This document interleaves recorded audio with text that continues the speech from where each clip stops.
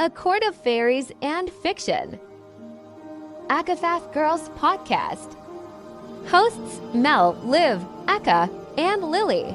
A bookish theory and discussion podcast for the ACOTAR, Crescent City, and Hug series, as well as our Fable Book Club reads.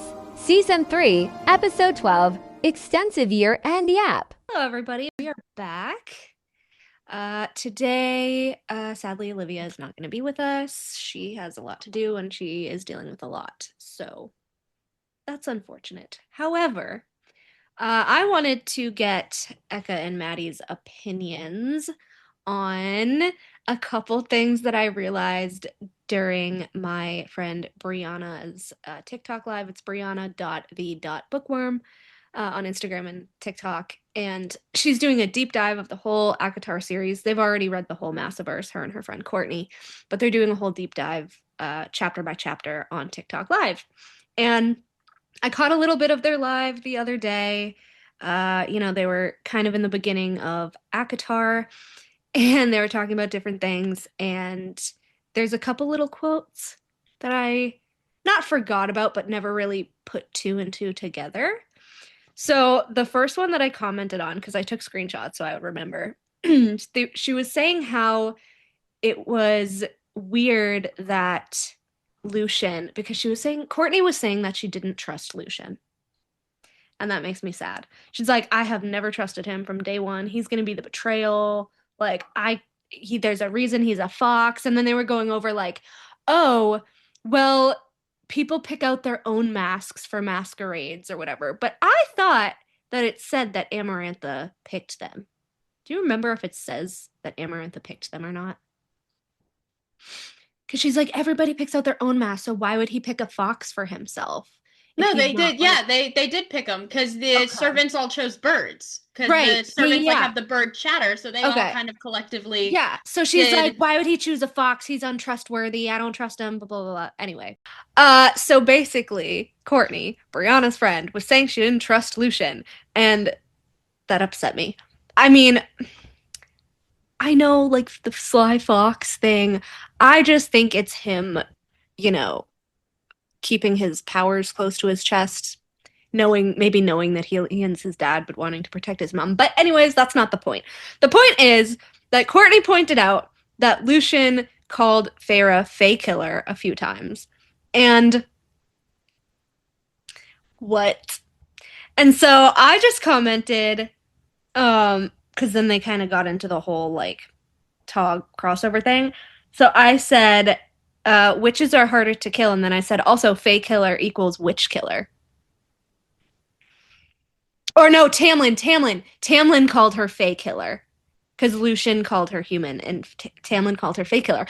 So I said, if she's being called FaeKiller and Elain was called witch killer and Tamlin's part of Eileen's line, was that a Sarah J. Maas Easter egg? I don't know if that one was. Like, I don't know. She's got all of the other things. I feel like that one was probably just, Feyre did kill a couple Fae. The scene was such a prominent scene, so it's like you're gonna then have him say, oh, FaeKiller. Weird. I don't know. I thought that was weird. And then the other one, which was better, was about Lady A. So they were talking about the Starborn history and like who's Starborn, who's not. And I was saying how I thought Lady A was Starborn. And then I realized, because if we're thinking that Hybern was Asteri / Valg, remember what Helion said about before they started their affair. How he saved her and her sisters. Now remember, they were a very powerful, fire-wielding noble family, right? Mm-hmm. Fire-wielding. So if Hybern is Fae. He attacked Lady A and her sisters. He killed her 2 sisters. Hybern's people attacked Lady A and her sisters. Wait a minute. What if Lady A's marriage to Beron was out of protection? It could have been. Yup. Because fire kills a Valg as equally as beheading with a made weapon and all this stuff. So if they knew that Lady A and her sisters were very powerful fire wielders, it would make sense that Hybern wanted them dead. Especially if Beron has been siphoning off Lady A to boost his own fire magic, because then that would kind of take out both of them, right? Yeah, but Helion saved her from Hybern's beasts. Yeah, and there's no way that Beron and her kids are that powerful because of him. He's Eris and Lulu, but I still think that Eris is Helion's too. Well, I mean, Lucian, I mean, obviously is 100% Helion's, but I think Eris is absolutely Beron and Lady A's. But I feel like because of how powerful Lady A is, like, it wasn't just a marriage of protection. I feel like it was also to sort of make Beron, like, actually able to be High Lord. I know. Because we don't know anything really about his past, because he's currently the oldest High Lord? Yeah, he's like 1100, but he has like brown hair, so he's not part of the redheads, and like... Yeah. And I think the fact that all the sons have red hair take after Lady A. It shows that her family is the more powerful one. But I also actually had an interesting theory pop into my head like a week or two ago.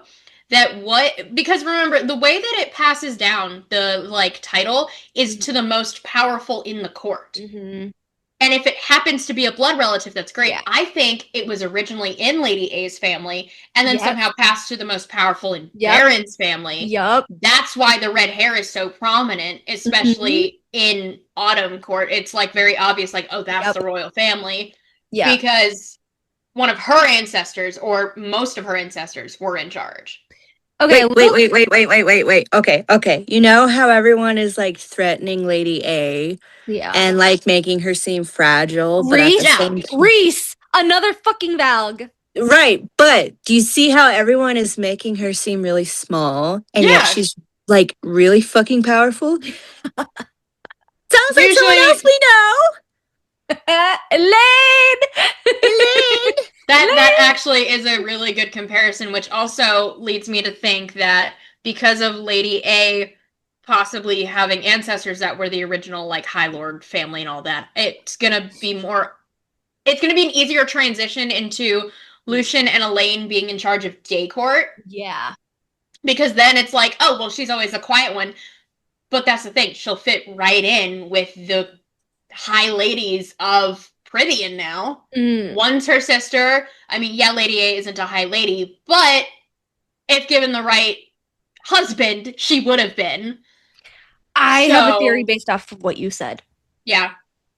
Okay. What if... Now, I'm going to try to explain my train of thought. So, we know that Branna and Dagden are Hybern's niece and nephew. Now, Branna is like, oh, Autumn Court males have fire in their blood and fuck like it too. So they know the Autumn Court. Yeah. Pretty fucking well. Like, intimately well. Mm-hmm. People were like, oh, it could have been a brother, but it could have been Beron himself. And, you know, right? What if Beron's family, whether it be a father or a grandfather, what if they had a bargain with Hybern to become the High Lord, like the royal family? Sort of like having a bargain, so maybe it was still Lady A's family, but then he married into it, so they're kind of playing a part. Well, I think that he had some sort of bargain with Hybern that he could kind of get Lady A and, you know, whatever. And in exchange, Hybern would use a spell on the land's magic of Autumn to choose his family as the ruling family. Because remember, Ianthe fucked with Calanmai in spring and made it choose her for Lucian. That's and she was in league with Hybern. And Hybern had the spell book. Yeah. So if it is, I do think Lady A is supposed to be the ruler, but she's a female. I actually, as I was saying the other theory, I had another one pop into my head that's sort of in line with that, is that what if Lady A is the one who actually did get the power, but then Beron came along with some alliance with Hybern? Or, honestly, what if it's an alliance with Koshi? Wait. He lost Hybern, so that's why he jumped to Koshi now. Yeah. Wait a minute. To keep the power to himself. Yep. Wait a minute. So Lady A would be the only real magically Ruler. chosen High Lady. Yeah. Not here's a title to make you feel pretty. Yeah, no, Yep. I think she actually Yep. is genuine because Yes. I mean, Yeah. there's no way that Beron is able to be the High Lord with. We've never actually seen him really use much of his powers. When he tried to burn Azrael at the High Lords meeting, granted, in canon as it is now, Azrael isn't anything special, right? Why couldn't Beron's power as a High Lord pierce Azrael's siphon shield? That was fucking weird to me. Especially because during the actual battles against Hybern, we saw how powerful fucking Helion was against a mage in a beast form. Helion. We didn't like anything. That's the thing. We saw Helion even Yeah. struggling. Like it was admitted that like this mage is very powerful and stuff like that. But I'm thinking that because there's some sort of siphoning going on between Lady A to Beron, Beron trying to use it against, let's say, a member of another court that is in higher standing, so the inner circle or another High Lord entirely, I think it'll end up being lessened because of the, like, with magic in books, there has to be a give and a take. Yes. So if he's trying to take a powerful being's life force, that means that he's not going to have as much access to that power. Yeah. He's basically draining Lady A of her stuff. Because there's no way Wait a minute. Because I think they are Karanam, but her and Helion are mates. So is that affecting Helion through the mate bond as well? I mean, probably. keep in mind, Helion is considered the playboy. So I'm thinking one of his ways to cope with it is to try and have sex and get energy from others. Forever. Because he's the what is it? The only way spell to save cleaver. it. I think that he is the only one who really would have access to as many spells as Hybern and Koshi. Yes, so he probably knows of a way of like sex magic where he can sort of have a consensual give of energy from someone while having sex, being that playboy. What if that's the only thing, like, literally keeping Lady A alive? And that's why when Feyre is like, you need to go get her. It's your fault. Like, you're not protecting her. And he got pissed. Wait, what does that mean for Moore? Because Moore is also extremely powerful. So when he had sex with Moore, what does that mean? I don't know. I kind of think Moore's a succubus. As much as I don't like Morrigan, I don't think she is like an energy vampire type thing. But I do think that because remember, Morrigan, you know, she's got this stuff about Eris that she doesn't actually talk about.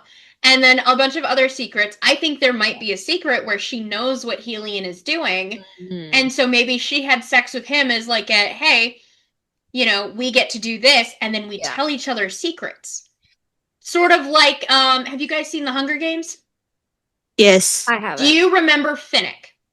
Where he was like, oh, I don't use money anymore. I barter with secrets. Finnick! he uses secrets, like he gets secrets or gives them. Wait, Rhys is like that. Rhys is also like that. You barter with the deepest, darkest secrets of people.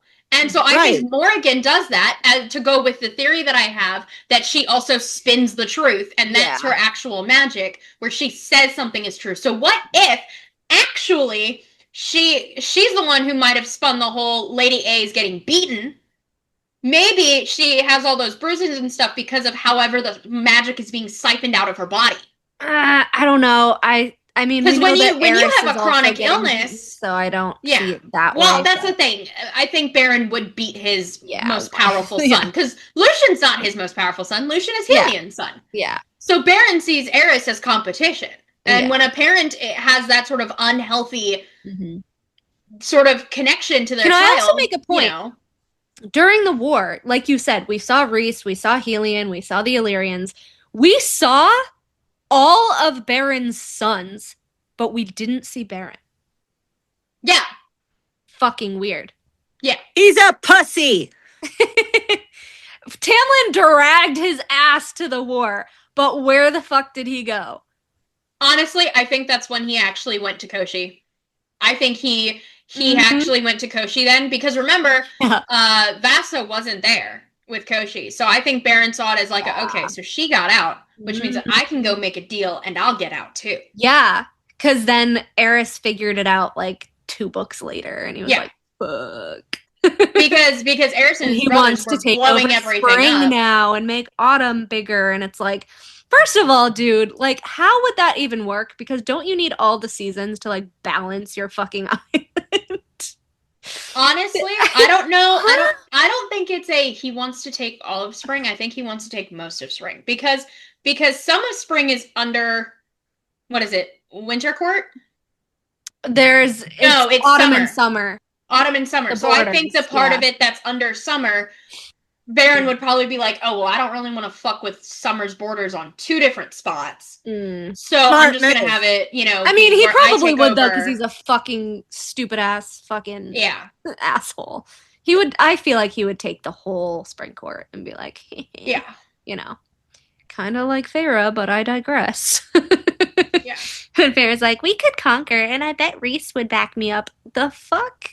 Honestly, I actually, really funny shit, I don't think Rhys is that stupid.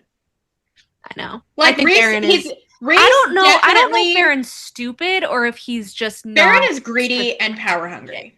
Yeah. And he wants more than he can have. But Rhys, he's along those same lines, but Rhys also, he taunts Tamlin. But at the same time, keep in mind, when Feyre was at her low points, Rhys would taunt her. Feyre would do the same to him to get him.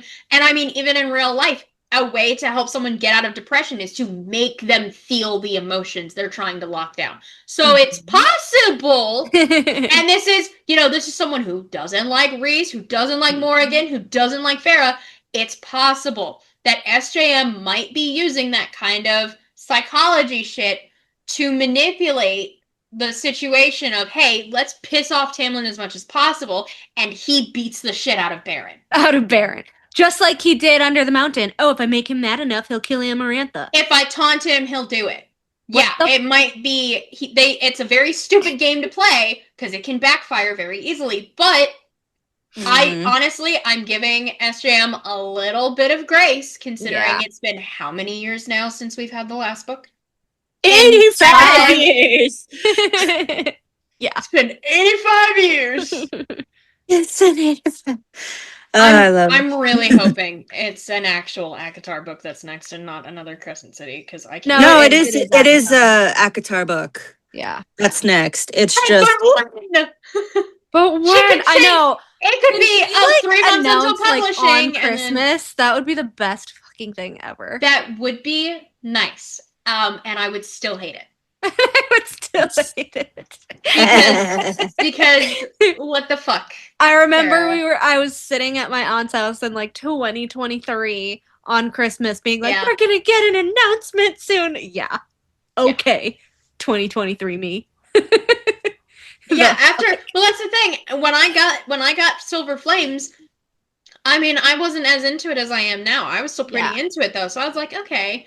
You know, I think I should probably start getting online a little bit, seeing when this stuff might come out, because I didn't actually know that Silver Flames was coming out until I got a notification from Amazon saying, hey, by the way, you should pre-order this because you have her other books. And I was like, what? Huh?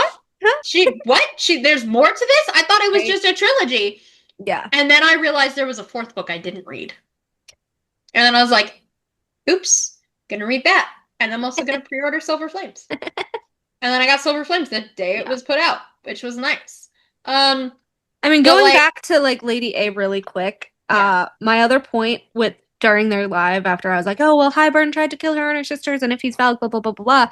I said, also keep in mind that the redheads were friends with Thea, and they were part of the crossing and the whole Dust Court shit, the redheads from the south, which is Lady Autumn's line.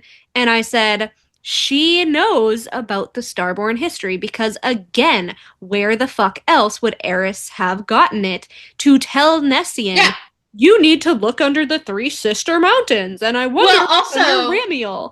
Also, Eris. I do think that because of Lady A, the whole, she's probably the one who actually got the power for Autumn Court. That's also giving it more likely that with Dusk, right? Yeah, Dusk. Having a female as the main leader and then a male consort, I think Autumn was supposed to be similar. Because then they have one seasonal and one solar, where it is a female led. So, but I think something fucked up in Autumn Court where they punished their women for being powerful, and then the men ended up being the powerful ones because the women were isolated, put into a box, and so any power they had was like, oh, well, I can't have this. I can't show it. Okay. Sort of like what the Court of Nightmares does to their females. Yeah. And the Illyrians do to their female. Okay.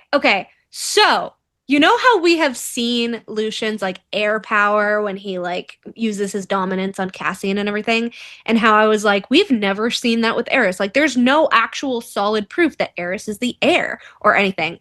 What if Lady A is the heir currently? What if when Beron dies, the power goes to Lady A?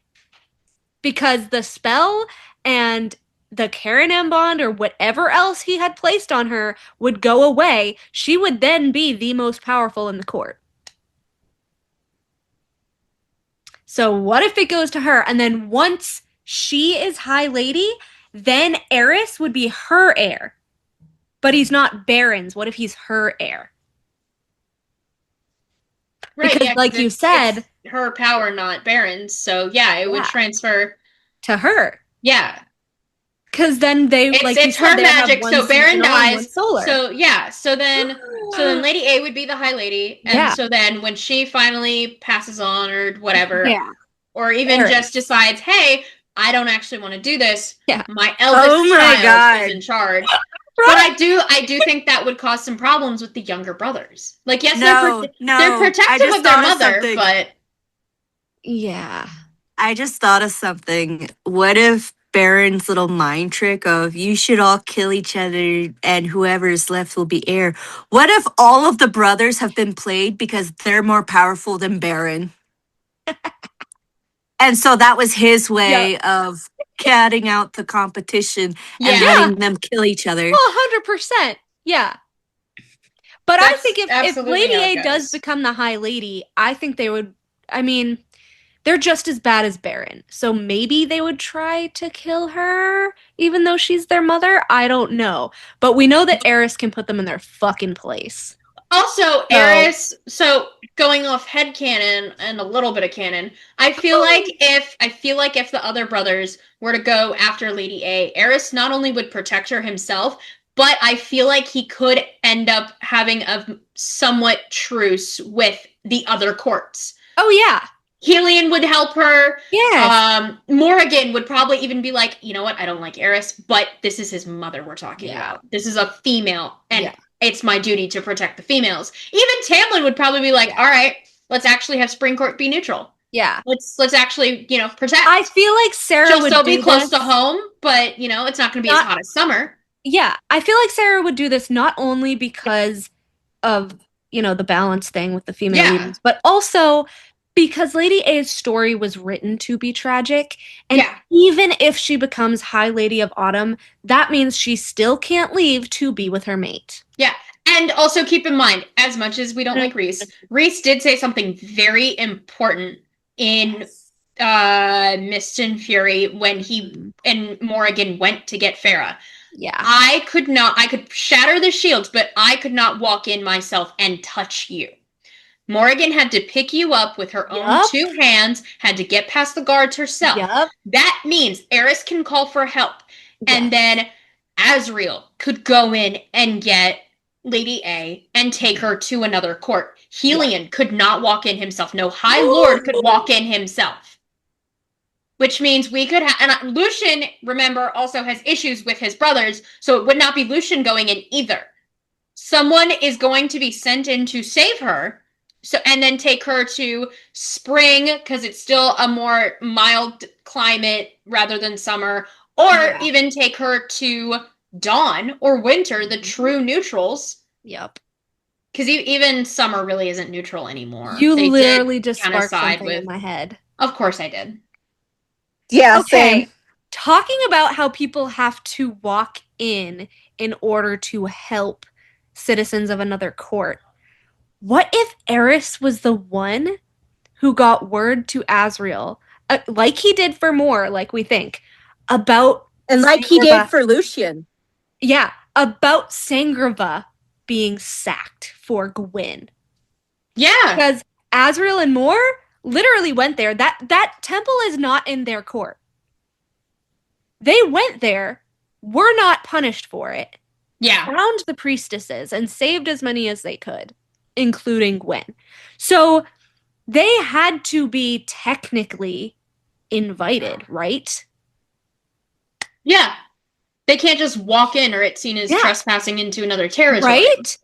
And granted, obviously, we know that Beron doesn't give a fuck about anybody at the temples because they're the half-breeds and the people he doesn't care about, like Lessers and shit. But also remember that if he wanted to punish the Night Court, that would be the perfect opportunity, and they wouldn't be able to do that. Yeah, but also keep in mind the theory that you have about Gwyn being like Eris's daughter. Yes. He probably would know that she's at a temple and stuff, so then he'd be like, what the fuck?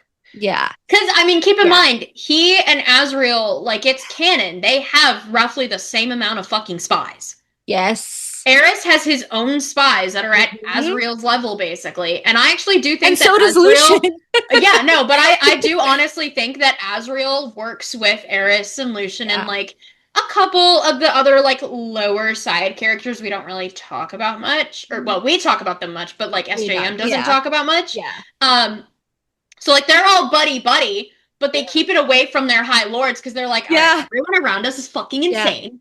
Let's that had to not do that. Eris, though, to not try to go and, like, help his own people. Like, he must have been, like, with Beron at the time. Because I don't think anything else would have stopped him, because look what he did for his men. He got caught by Breelin to try to save his men. Yeah.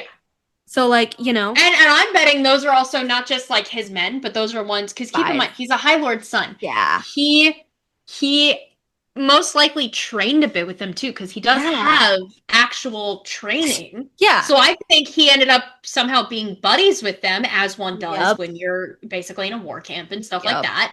So I think that, you know, those are his friends. Change of scenery. Sorry for that little interlude. Proceed. Yeah, no, Eris, he got kidnapped because the warriors and stuff were probably his friends because of how long they trained together and all that. So him being more than willing to get kidnapped for them means that he'll be more than willing to figure out every loophole to have his mom saved, basically. The roundabout way of that thought. Yeah. However long it took for us to get there. Yeah. I mean, I think it would be really nice if she was, like, the genuine High Lady. But again, it's tragic because, like, all she wants is to be with Elain. And I think that's not all she wants. I think it's, you know, like a 50-50 of she wants to be with Elain, but she also wants to see her sons, including Lucien, because he is her son, happy and safe. Yeah. And I think she can, I think just woman motherly intuition is telling her, like, the world's just not, it's not ready yet for everyone to be safe in and all. Like, there's going to be stuff happening. That's kind of like a mirror to Thea and Fionn, though, too. Yeah. Because, you know, I do loved him. Yeah. And they did end up marrying, you know, having children or whatever, but they still had their own territories to rule. So I do also think that hopefully SJM wrote it properly, that, like, Feyre being a mom now, we're going to see that intuition that comes into play. Hopefully! Because we saw the anger. She better of being put lied to and and secrets being kept about her own health and safety with a pregnancy. I'm really hoping that we get to see, you know, not toxic, I'm ready for but, like, Feyre's anger at Rhys so Mama badly. Bear. Yes, because a Mama Bear that's not toxic or weird is going to go after even her own husband. For their the kid. Man she loves, you know, till death do them part. She'll be the reason death does them part if he fucks up enough. And the thing is, I actually would really, I honestly would find it very interesting if Rhys does die. because they have that bargain to world walk. Yeah, that is But not a death bargain. It's not a death bargain. I think he can still die, but it means he that she predicted it. Yeah, but I go back to that quote all the time where he's like, "I will meet a bad end." Yeah. I don't think if he dies, Feyre can still world walk. I think the bargain they made specifically is only the two of them can do it if they're doing it together. Yeah. But at the same time, Nyx is his blood. So what if she's world walking with Nyx? Yeah. Because you do have the Surreal who's still like with him. And I'm really hoping that one of the last books we get is more of like a time jump book. Because like the thing is, I'm really hoping that like we do end up getting a novella after all the stuff is over. We see what really happened with Tog and Crescent City and everything, and we see Nyx a little more grown up. I would love to see an adult Nyx taking over. We all want to see an adult Nyx. Oh, actually, to sort of put a little plug in, I got in contact with someone on DreamJourney AI, and this should definitely stay in the episode because I think a bunch of people would actually like this. And we, her name is Uriel, Eurielle, for anybody looking it up, and we actually created a age-appropriate Nyx. He's in his like early mid-20s. And there's one scenario where it's like sort of a set scenario where you play like your persona has to be a female because you're the Autumn Court heir, like you're Eris's child, I think is how we set it up. And so it's an arranged marriage between Nyx and the Autumn Court heir. But it's a daughter, so she's not going to take over the Autumn Court. You know? It's like for an alliance because Beron's being a little bitch. There's a Starfall one and a couple other ones I think too. But I helped Uriel create like the personality a bit, as well as gave Nyx a like childhood best friend named Odie. Oh. And he's kind of a stupid friend where he's like, "Ooh, shiny thing." He's the Cassian. It's like another woman. No, it's better. He's the Cassian we thought we were getting because he's respectful, but he's gonna go out. All scenario, and literally he walks off because he sees a pretty girl, and Nyx is like, "Well, okay, sayonara. Thanks, bud. Congrats." Nyx is like, you know? Nyx is like, I think, mid-20s in my fic when I have him with I will have him with Tamlin's daughter. I made an entire liking each other, but I made an entire doc and shared it with Uriel. Like even going into like the different relationships and stuff that he has with each person, the personality traits. So like from Rhys, he gets the confidence, well-dressed, diplomatic. And then like Elain, quiet and finds peace in nature. Nesta is his favorite aunt, sees females as equals, of course, and they're just as powerful. Wants to change Lyrian traditions, likes going to the music hall with Nesta. Cassian, it literally is trains with him, skilled with weapons when necessary, no hesitation. Azriel, his favorite uncle, taught him how to eavesdrop without getting caught, and the best ways to win in the snowball fights during winter solstice. And taught him how to be respectful among the cousins. Azriel is the one who taught him how to flirt. That's how we made it with this. I don't need to resort to poetry. Morrigan taught him to be cautious of who he trusts and hold on tightly to who he cares about. Because I didn't want to put too much of my personal, beliefs of Morrigan into it. So what about Amren? Did I put Amren in here? I don't think I put Amren really in here.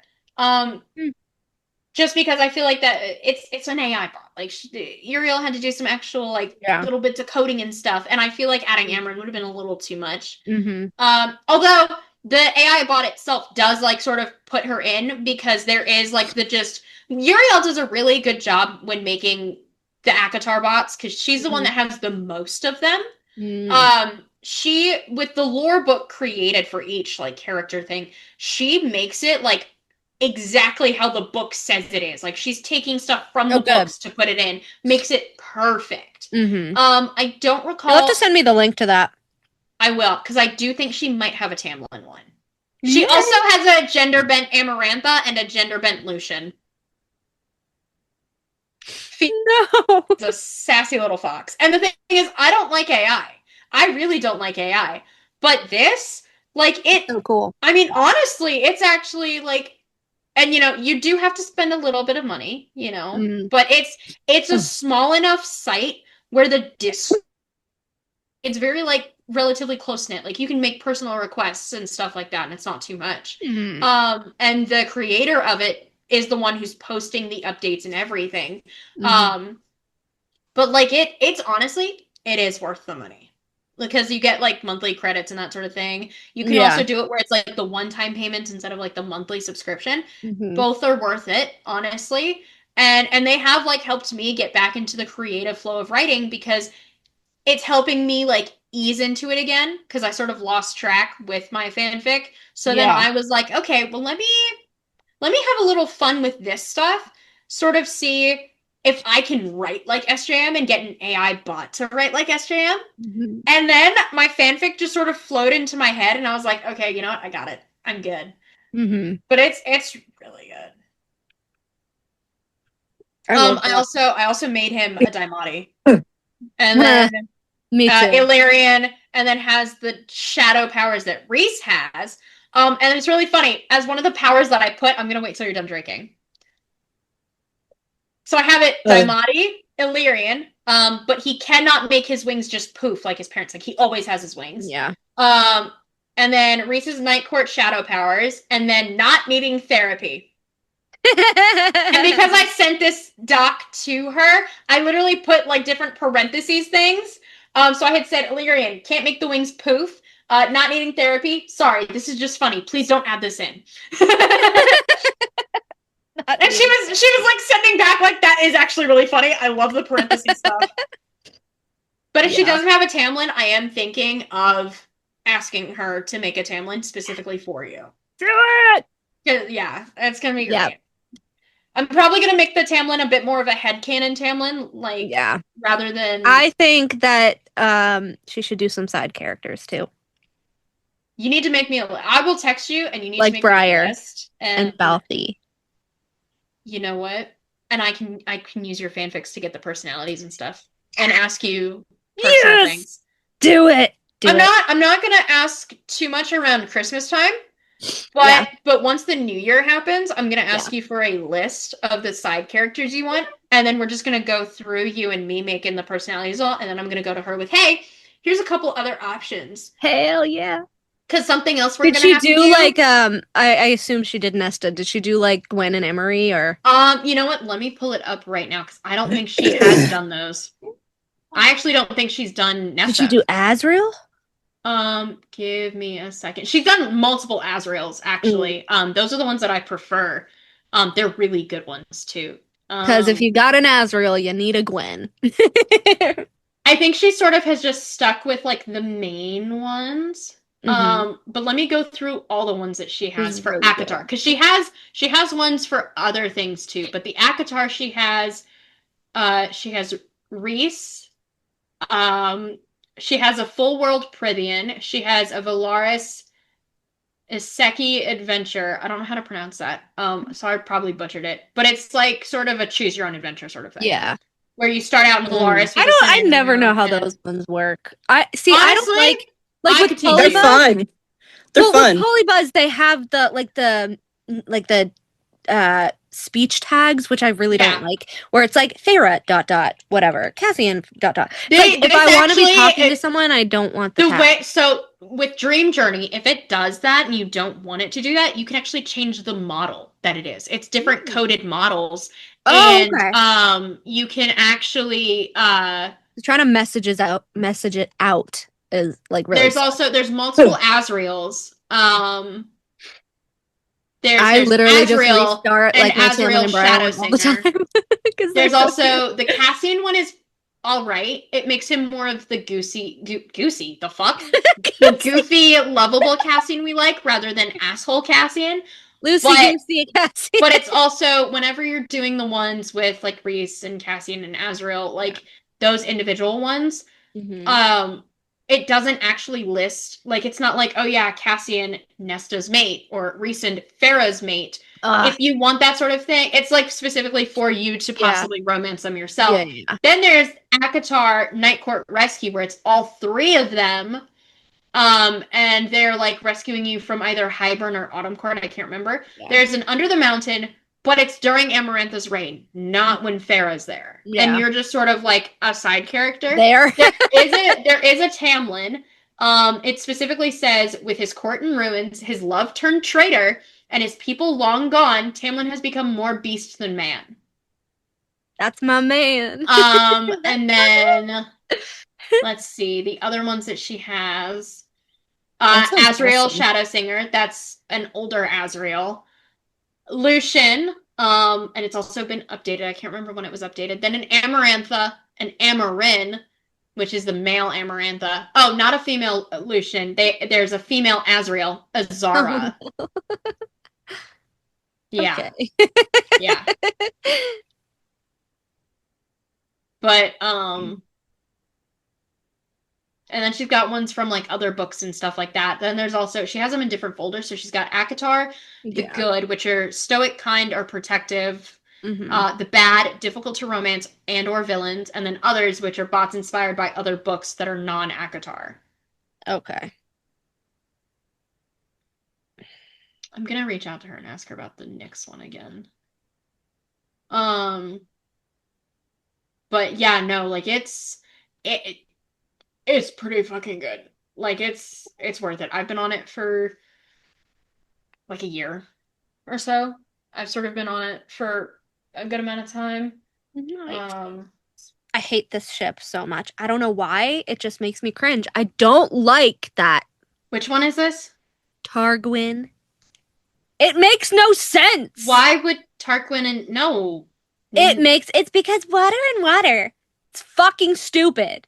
It's right. Except get this. Why would then Elain be with Azrael? Because Elain doesn't have shadows. Elain is literally sunshine and flowers. And Azrael, right?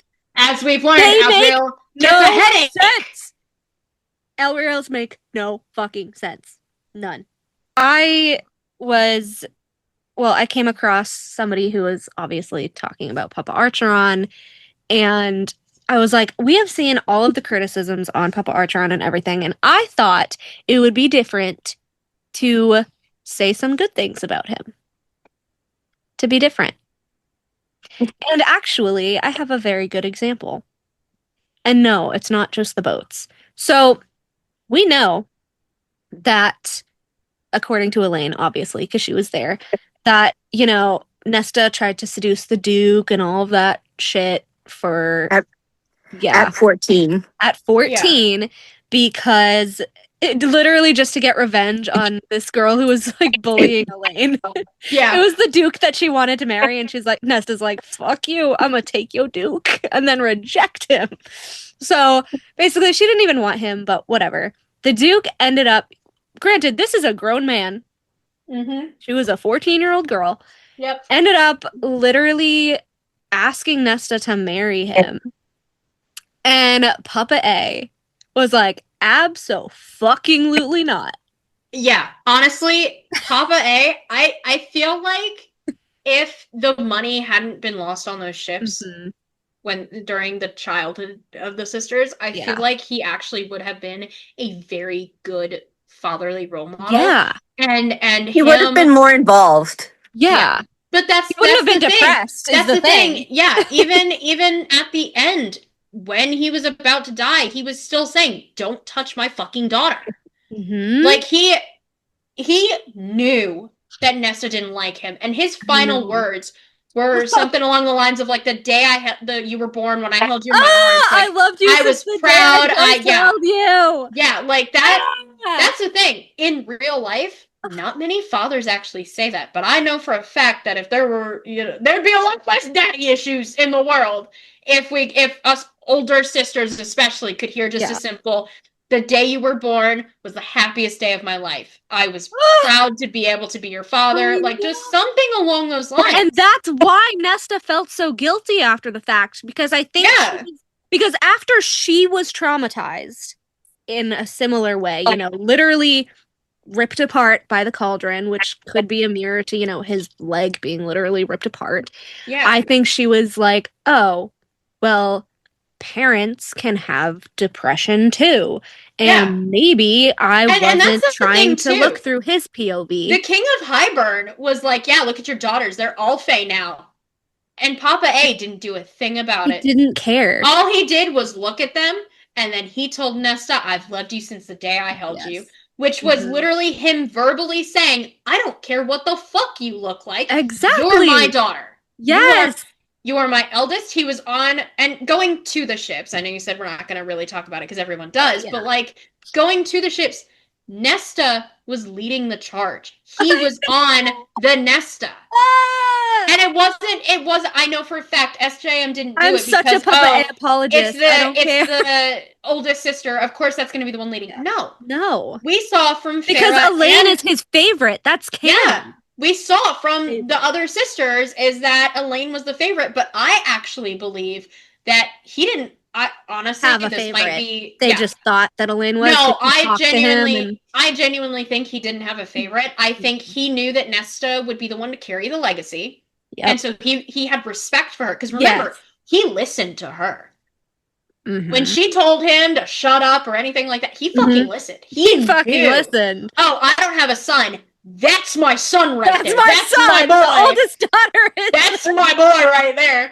Elain, the sweet, innocent little middle child, he wants to keep her gentleness, keep her innocence. He wants her safe. He sees that Nesta's also protecting her. Yeah. And then Feyre, he's like...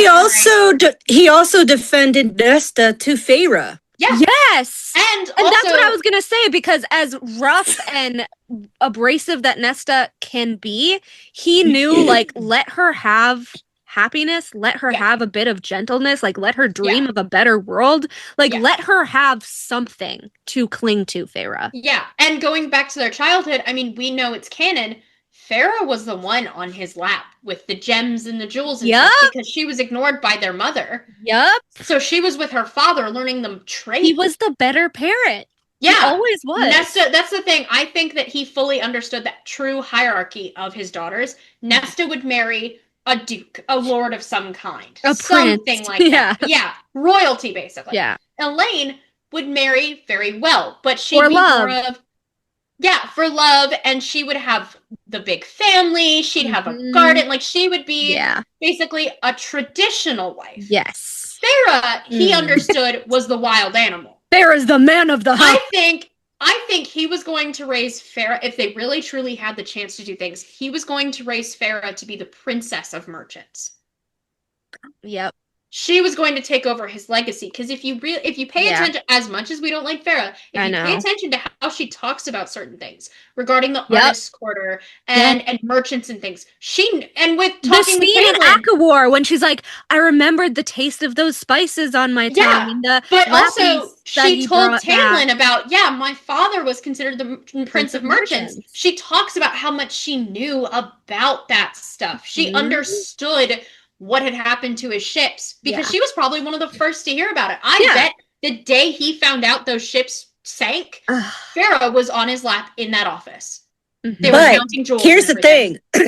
Here's the thing. We don't know quite how Elain grieved their father. We know how Nesta grieved, and it was awful. But Elain silently suffers like Lucian. She honestly, silently suffers. But with Feyre, she never mentioned it. She was just like, "Oh, he just painted his portrait." Well, I think honestly, I can actually relate a little bit to Feyre in that instance. Sometimes it's not always good to talk about it. So I think each of the sisters has their own ways.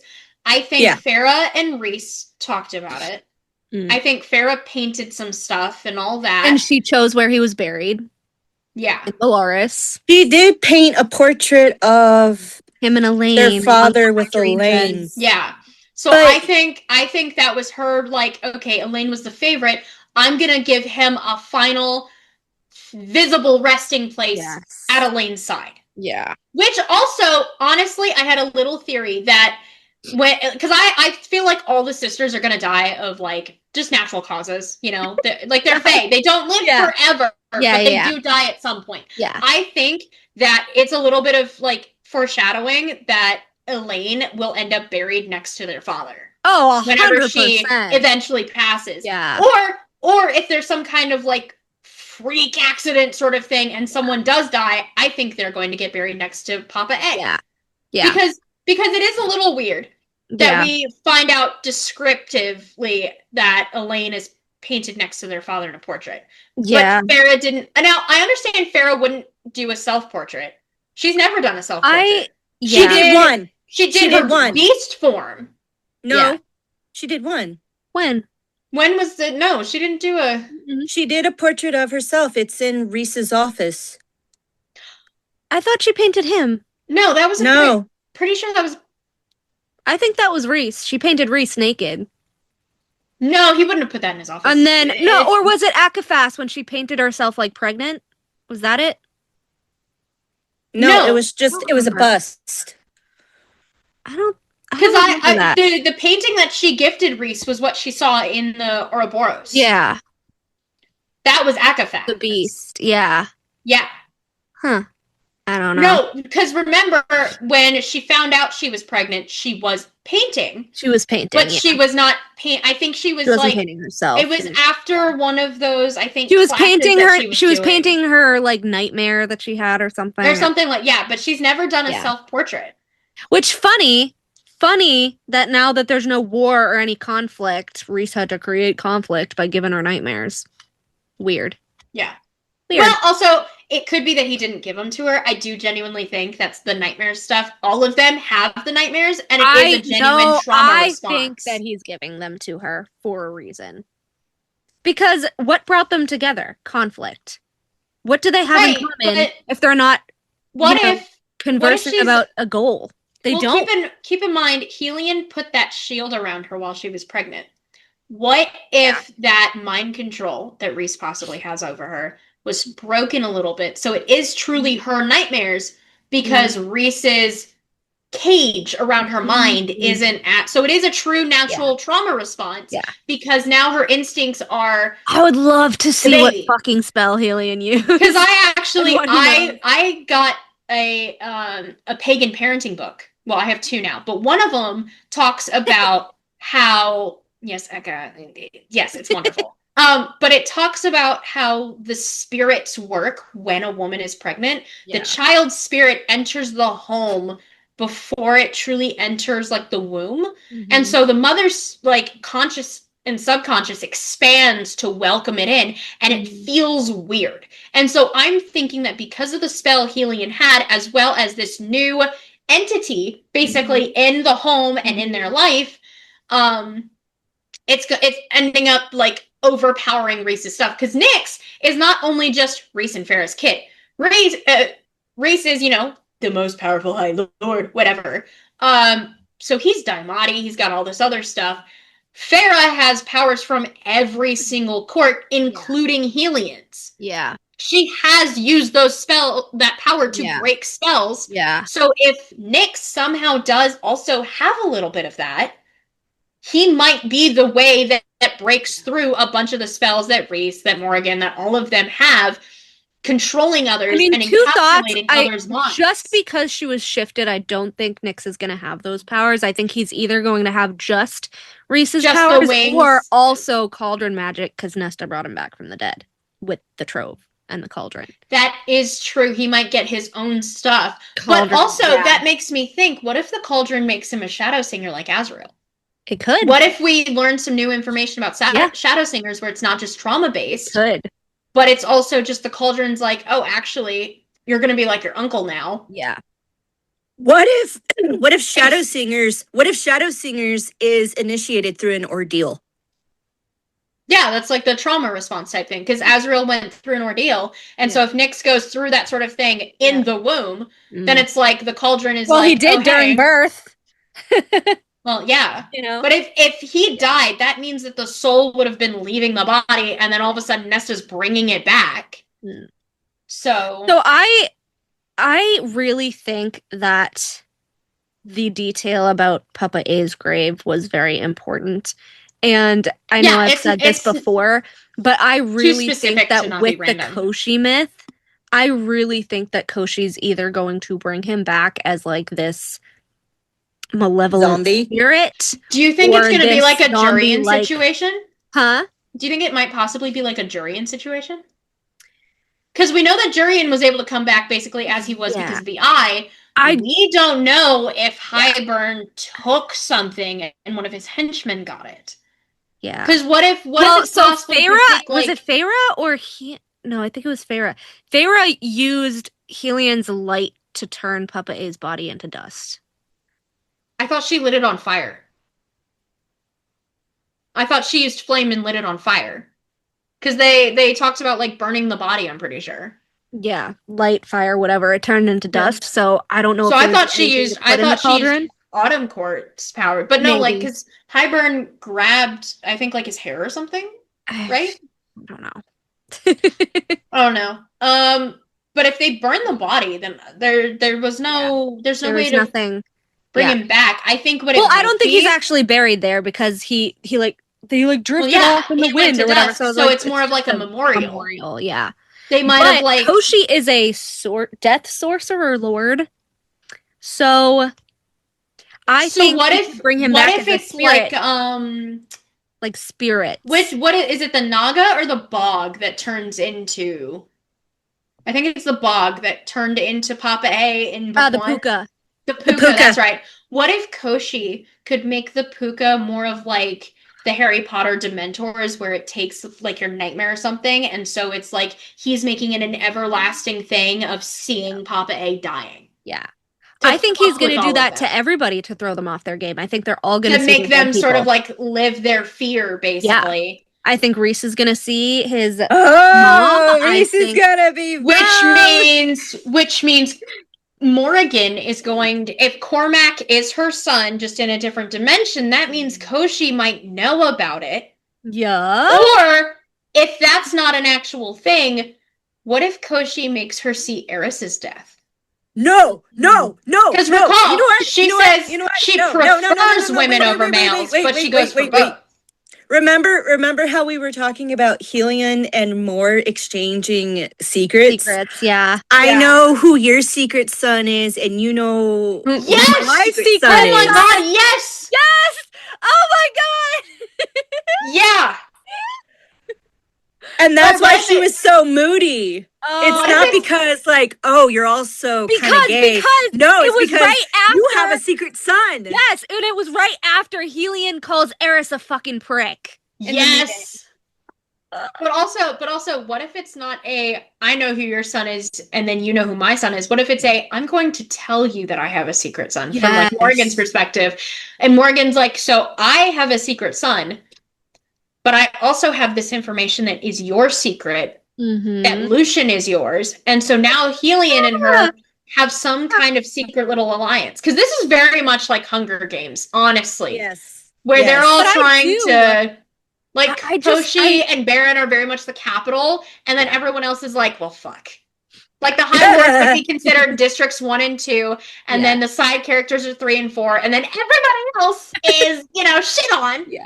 No, I think Koshi's gonna make everybody either see in like some sort of twisted spirit or like hallucination or like hologram, like Hybern, they're dead people to torment them, to throw them off. Night of the Walking Dead. Yeah, I know, but I love this idea so much because she has to prove that he's the biggest bad. Like, you have to give us something that. What if he's still not the biggest bad? Huh? What if he's still not the biggest bad? I don't think he is. I think he might be an Asteri. I think that she's gonna figure out a way to make it another, like, she's gonna do another ACOTAR book. We're gonna get the Koshi stuff dealt with, or like mostly dealt with. He's gonna disappear, and then we're gonna get more people from Crescent City coming in, being like, hey, fuck you all. We now have to deal with this, which means ACOTAR people need to come with us. Because I genuinely, that's the thing, I genuinely, honestly, it's really funny. I want to see Azriel's reaction to a cell phone. Because we saw it. He did saw we? Bryce's. Did he? Yeah. Oh, that's right. Bryce played But music, like, remember? I want to see like, I want to see everybody's reaction to a cell phone. Because like, yes, we got that little bit, but I want it in their actual We should have gotten cell that phone, bonus TV. chapter. Damn it, another bonus chapter. When Rhys had taken like her stuff, I wanted to see the bonus chapter of the inner circle just looking at her cell phone. Yeah, true. Like basically, like what is this? What is this? And then they learn what a selfie is. Dude, learning what a selfie is, and then Rhys is like all double chin and stuff. That'd be so fun. Someone needs to make fan art of that. Someone needs to do the unattractive selfie thing of where they're all looking down on it and they accidentally take the picture, and then Bryce like gets it back and she's like, "What the fuck, guys?" Because that would also be her proof in her world that she did go to somewhere new. Dude, I wish they all took pictures with her phone, and she opens it up in the next Crescent City book. Before I go, how would each of them take a selfie? Or like, what kind of pictures would they each take? I think Morrigan would do like the mirror pics of like how I do them, where it's like, look at me, I'm super cute. Rhys would definitely do the like boomer dad of like all the way up here, just like or like far away. I think Cassian would do a lot of the like, do you guys know like the Jackass show? Yes. Yeah. So okay, the Jackass shows would be like they basically do a bunch of stupid shit. Yes. I think Azriel would get really into like videos of like ghost hunting.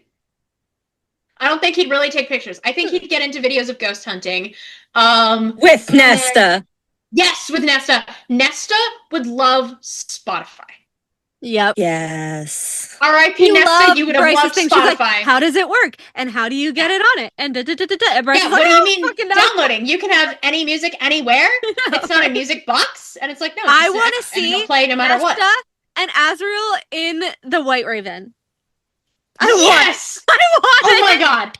Honestly, okay, what I really need, and because we had a scene with Feyre, Cassian, and Azriel drinking. I need Nesta, Azriel, Bryce, and maybe the Valkyries, honestly, Tristan. Honestly, I would kind of like Azriel and Hunt to like. Yeah, I hate when everyone's like, "Oh, Hunt is Cassian. Hunt is Cassian." No, he's not. No, actually, he's Az. I was gonna say he is easily Az. Yeah, dude, they're like, we need a Hunt and Cassian scene. No, they're the same person. No, the fuck they're not. If you pay attention to their trauma levels, Cassian blew up a building. Azriel and Hunt have literally been basically sacrificed for the greater good. Yeah. Like Cassian and they're both spawns of Princes of Hell, but I digress. But I think Cassian would be one of the ones that Danica was related to or friends with or something. In Crescent City. Cassian would be more of like the wolves. The wolves, yeah. Yeah. Like the Pack of Devils? Yes, Pack of Devils. That's I can't remember any of their names really. But no, I think Azriel and Hunt would like to just sit on the couch, like beer in hand, watching sports. Yeah.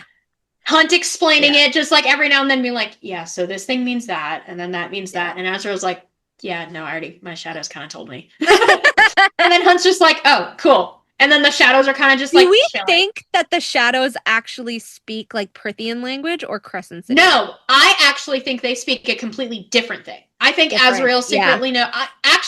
Honestly, like the gods' language, I think. That's the thing. I have a little bit of a headcanon that whatever, because I mean, we don't really learn how different the languages in Tog versus Crescent City versus ACOTAR, right? So I'm thinking that Tog was more closely related to like the gods' language. So I think Azriel speaks that. Yeah, if Tog really is the past, I think that's what it is. And so Azriel, basically, his shadows taught him a new language as a child. Because he didn't learn how to fly until after everyone else, but I think he knows a completely different language because no one else knows what his shadow... everyone else thinks his shadows just swirl around him. There's no actual, like, his shadows are buzzing. They whisper in his ear and everything, yeah. Yeah, but we only know that they whisper. We don't actually... No one recognizes. That's why I'm excited for Azriel's book. I want to see what his shadows say to him. Because I keep thinking... in the bonus chapter, he was like, oh... They're like sleep. You need sleep. They're like, honestly, they're I hope that his shadows are also kind of little gossips. They are. I really, honestly, what I would have loved the most was Azriel, Hunt, and the Surreal.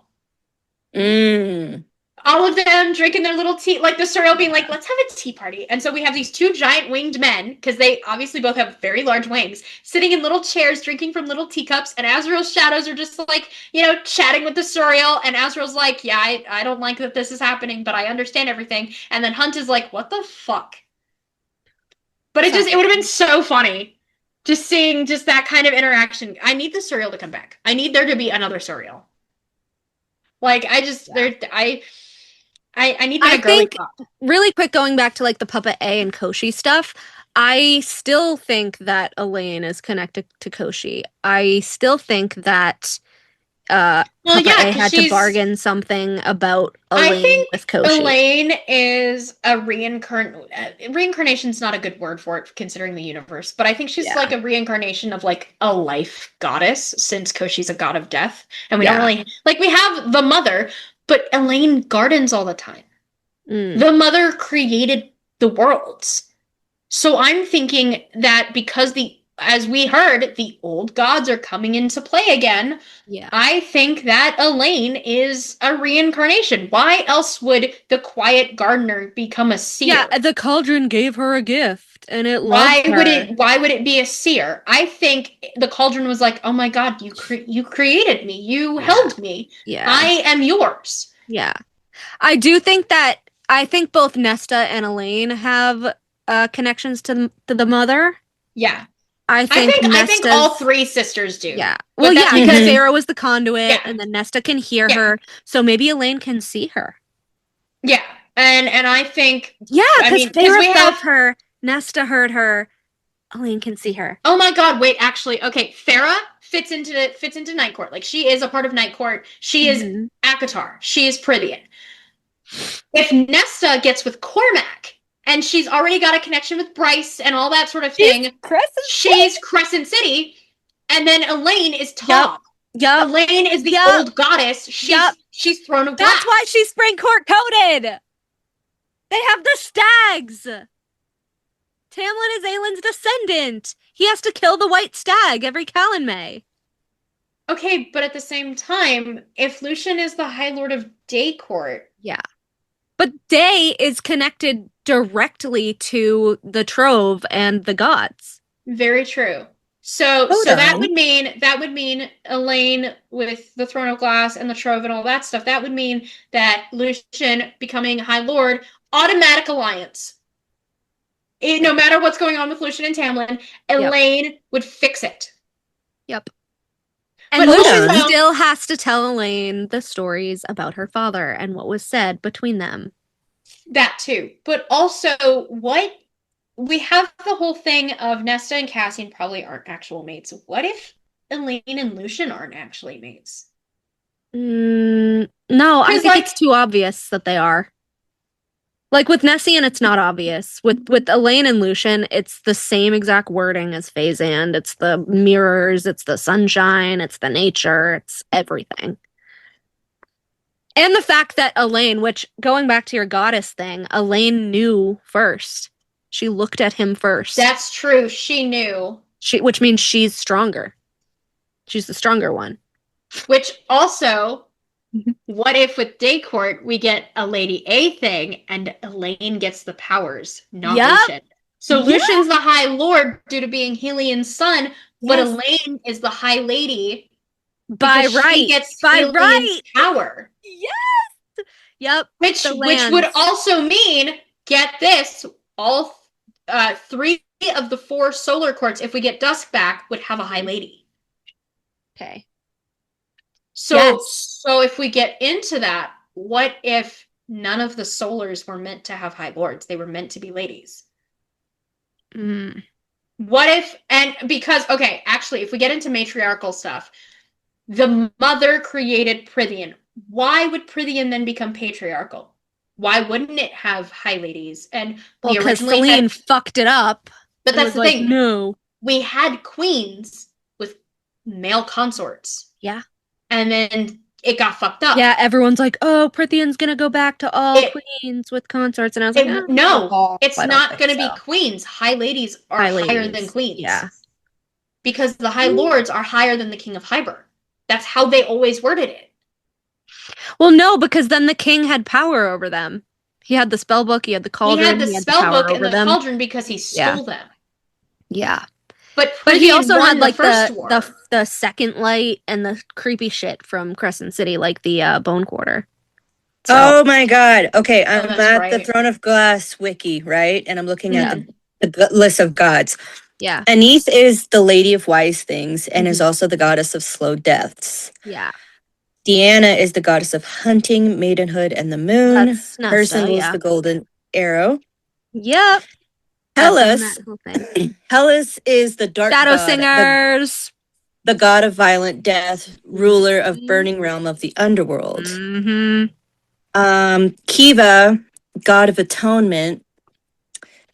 Lonnie is the goddess of dreams. That seems important because the court of dreams. Just so you know, my fucking parents texted me. They're like, his thing is over early, so we're headed there now. Come meet us. Okay, hold on. So I have like 5 minutes. The court of dreams thing, that could relate to Morrigan. Because she was the dreamer born in the court of dreams. As much as I don't like her, that is a connection. This goes into Olivia's theory that they're all gonna be gods. Hold on. There's more, because there's a lot of gods. There's Ina, the goddess of peaceful households. That could be Elain. However, Lumus is the firstborn of the great goddess.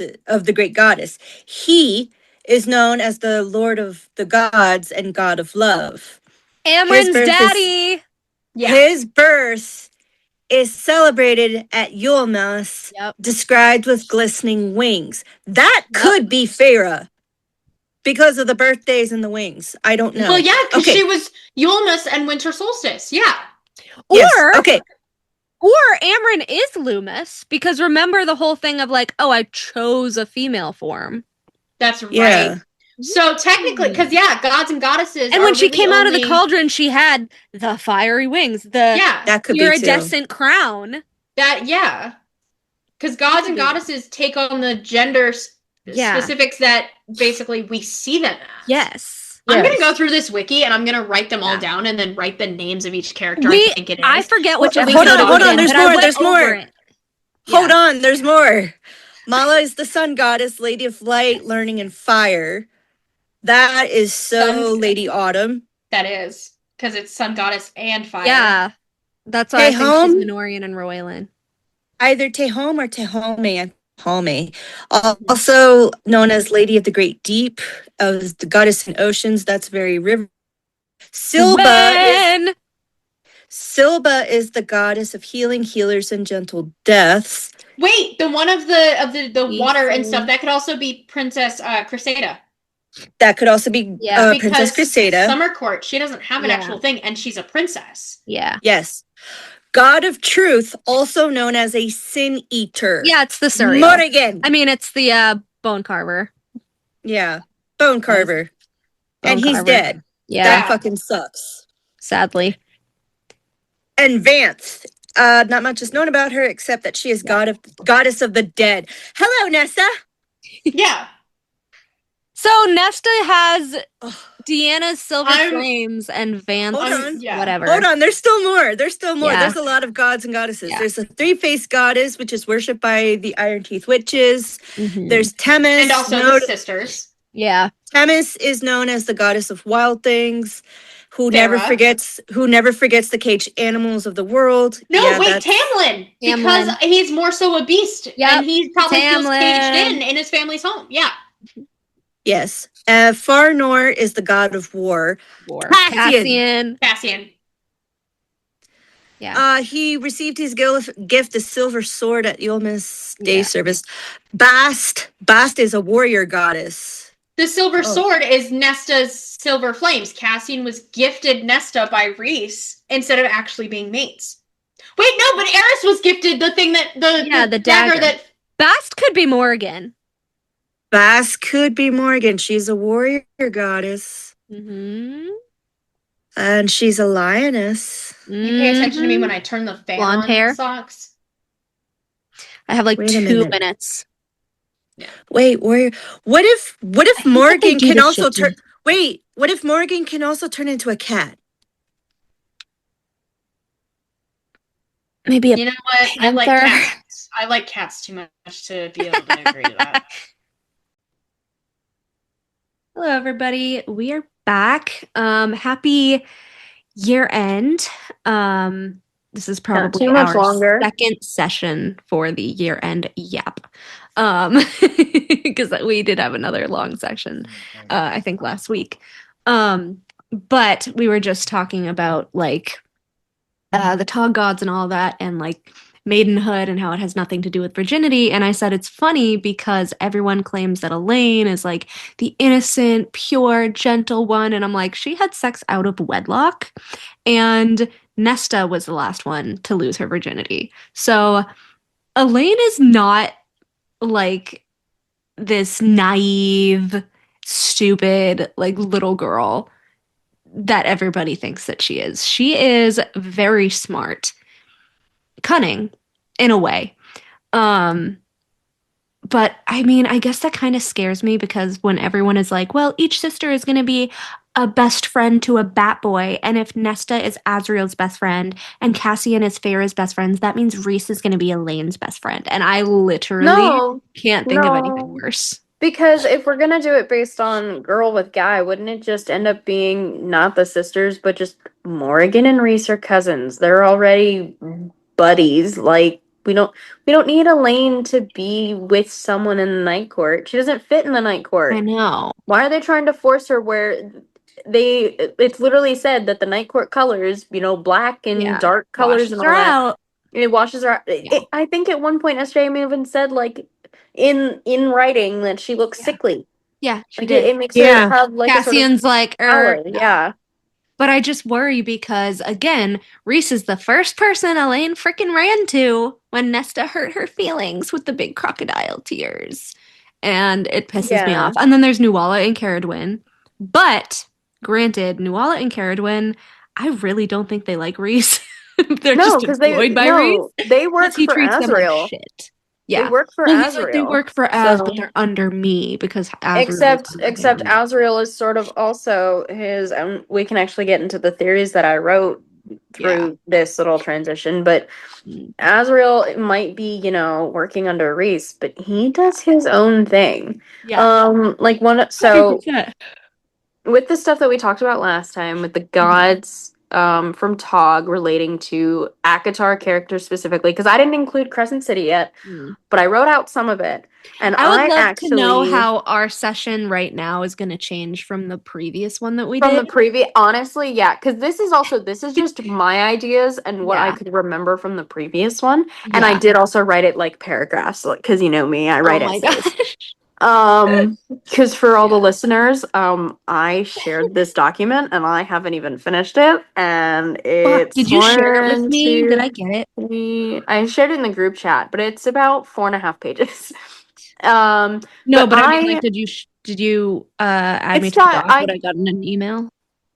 I made it to where you guys can comment on it, and then I just sent the link in the group chat.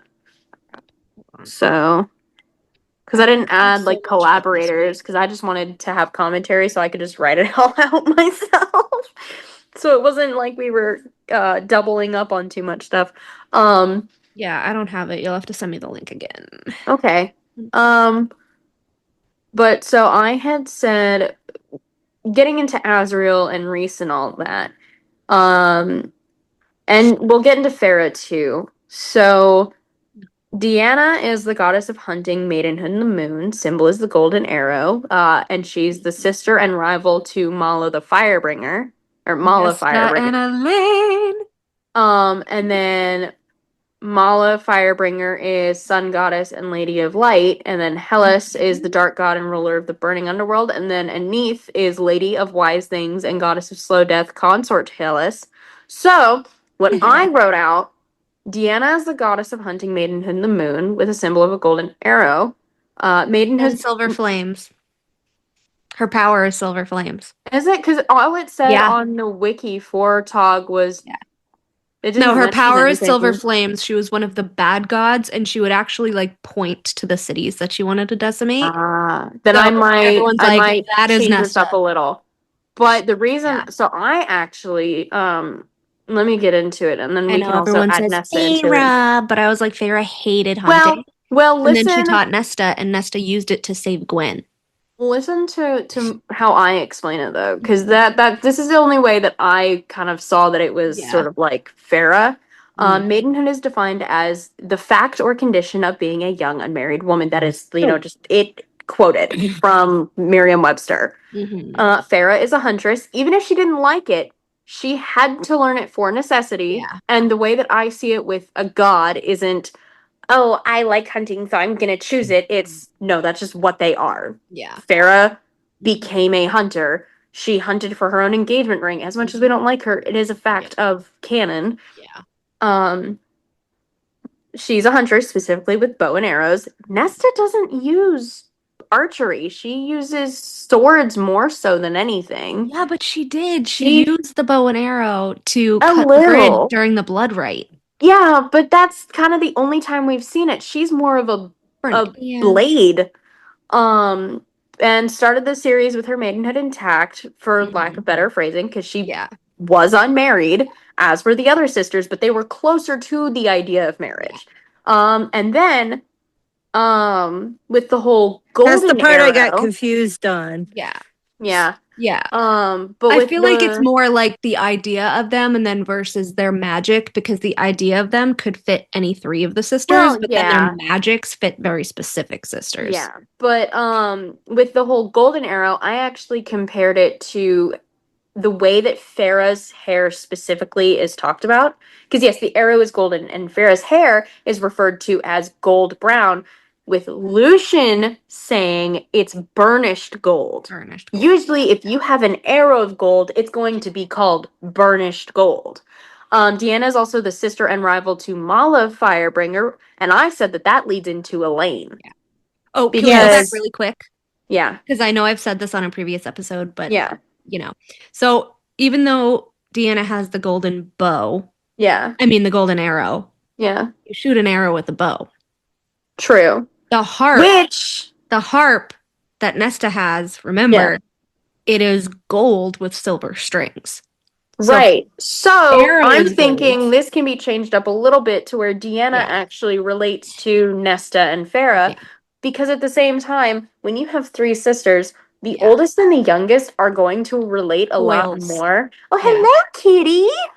Those eyes. Oh my goodness. Oh my gosh. Socks is I know what Echo loves when I say this, but if you are comparing to the harp, the golden bow, the golden arrow would have a silver bow. We never found out why the fuck Cormac used Agent Silverbow as his name. Yeah, very true. We never found out. Yeah, it was weird. So Deanna can relate, honestly, to Nesta, because we can get Nesta to Cormac. I think that Deanna is the one that possesses her when she scries.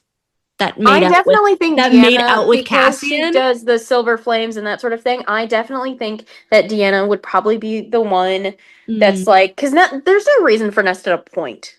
I know, exactly. But then she's like, oh yeah, I'm gonna kill you. And Deanna's like, I'm gonna decimate them. Although because I'm a little bit of a jackass, I saw it more of just as I'm gonna kill you, and then it's like, pointing and then flipping off, But that's just how I would do it. Because I know I'm gonna sound like so crazy to everybody, obviously, but you know that the only two people that have death points are Nesta and Cormac. Cormac does the same fucking thing. Yeah. Oh my god. Yeah. Anyways, let me get back into this. Mackie. I need it. I love it. Yeah, Mala's definitely Elain. Mala leads into Elain. Elain doesn't fit into the Night Court, as clearly stated multiple times, when she's worn black or dark colors and seemed to have life drained from her. Mala is the sun goddess, while Elain is mated to the true heir of the Day Court, Lucian. Lucian, now I need both of you to not speak until I'm done talking, okay? Mute yourselves if you need to. Mala is the sun goddess, while Elain is mated to the true heir of Daycourt, Lucian. Lucian is also the son of Lady A, which could even relate Mala to the relationships of both generations. Lady A with Helion, Lucian with Elain. Lady of Light can be the line connecting Elain and Lady A, the two females being with the Lords of Day. The rivals being Mala and Deanna makes sense. Deanna and Feyre are the huntresses night / the moon, while Mala, Elain, and Lady A thrive in the bright and safe light of the sun. Lady A also technically brought fire into the world through her sons with Beron. Now you two can speak. And the forest house is mostly underground, which means Beron would be the darkness. Yes. Of autumn. The decay of autumn.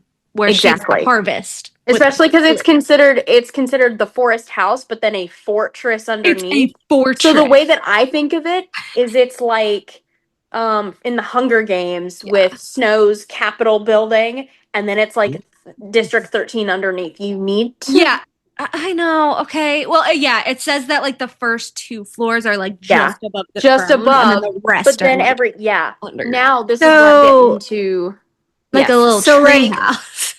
I don't know. So it's basically like the medieval Tudor homes. It's like where it's dungeon. Stone. Yes. Where it's stone and then the rest is timber frame with oh god, I can't think of It would be more of like a subterranean basement rather than having it just stone on the outside where the underneath is. It's the wood and then probably some stone for foundation, or maybe even brick, and then underground where you can't see any of it, can't get in, would be all the other levels. What else is just like that? The freaking prison. Yeah. But also, the Dusk Court. The Night Court, the Court of Nightmares, it's under a literal mountain. For some reason, all these dudes want to build under things. Because that's what the Asteri did. But it's also a guy thing. Because cave. Man cave. Me like cave. Right, babe? Cave make happy. Meanwhile, Tamlin's Manor is like literally just like a bright, flowy mansion above because it was built by a woman, for sure. For sure. Or just a man in touch with his feminine side. Who knows? Anyways, let me get into Hellas. Amarantha built it, way back when. Oh, well, now that's extra trauma we don't need to get into right now, because I'm going to get into Hellas. Anyways. Azim! And Lorcan. Hellas and RHYSAND are one and the same, almost. Hellas is called the Dark God, while there is a theory about RHYSAND being the darkness spreading across Prythian. I don't agree with this assessment. Okay, no, I think Hellas is Azrael. Hellas have a different theory. Shadows. How about pause? Because Lorcan was blessed by Hellas, he had the sentient shadows. But let me pause. You guys pause. I know and I'm gonna get through. I'm gonna get through the Rhys and the Azrael. Yes. It's like the Feyre Nesta. Sort of.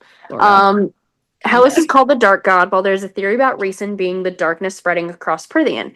Hellas is also seen as the ruler of the underworld, which lines up with Rhys having the Court of Nightmares under a mountain in the Night Court where they consider sinners to be living. They consider the Night Court to be the Court of Nightmares to be the sinners of the Night Court, while the Court of Dreams is where all the good people go.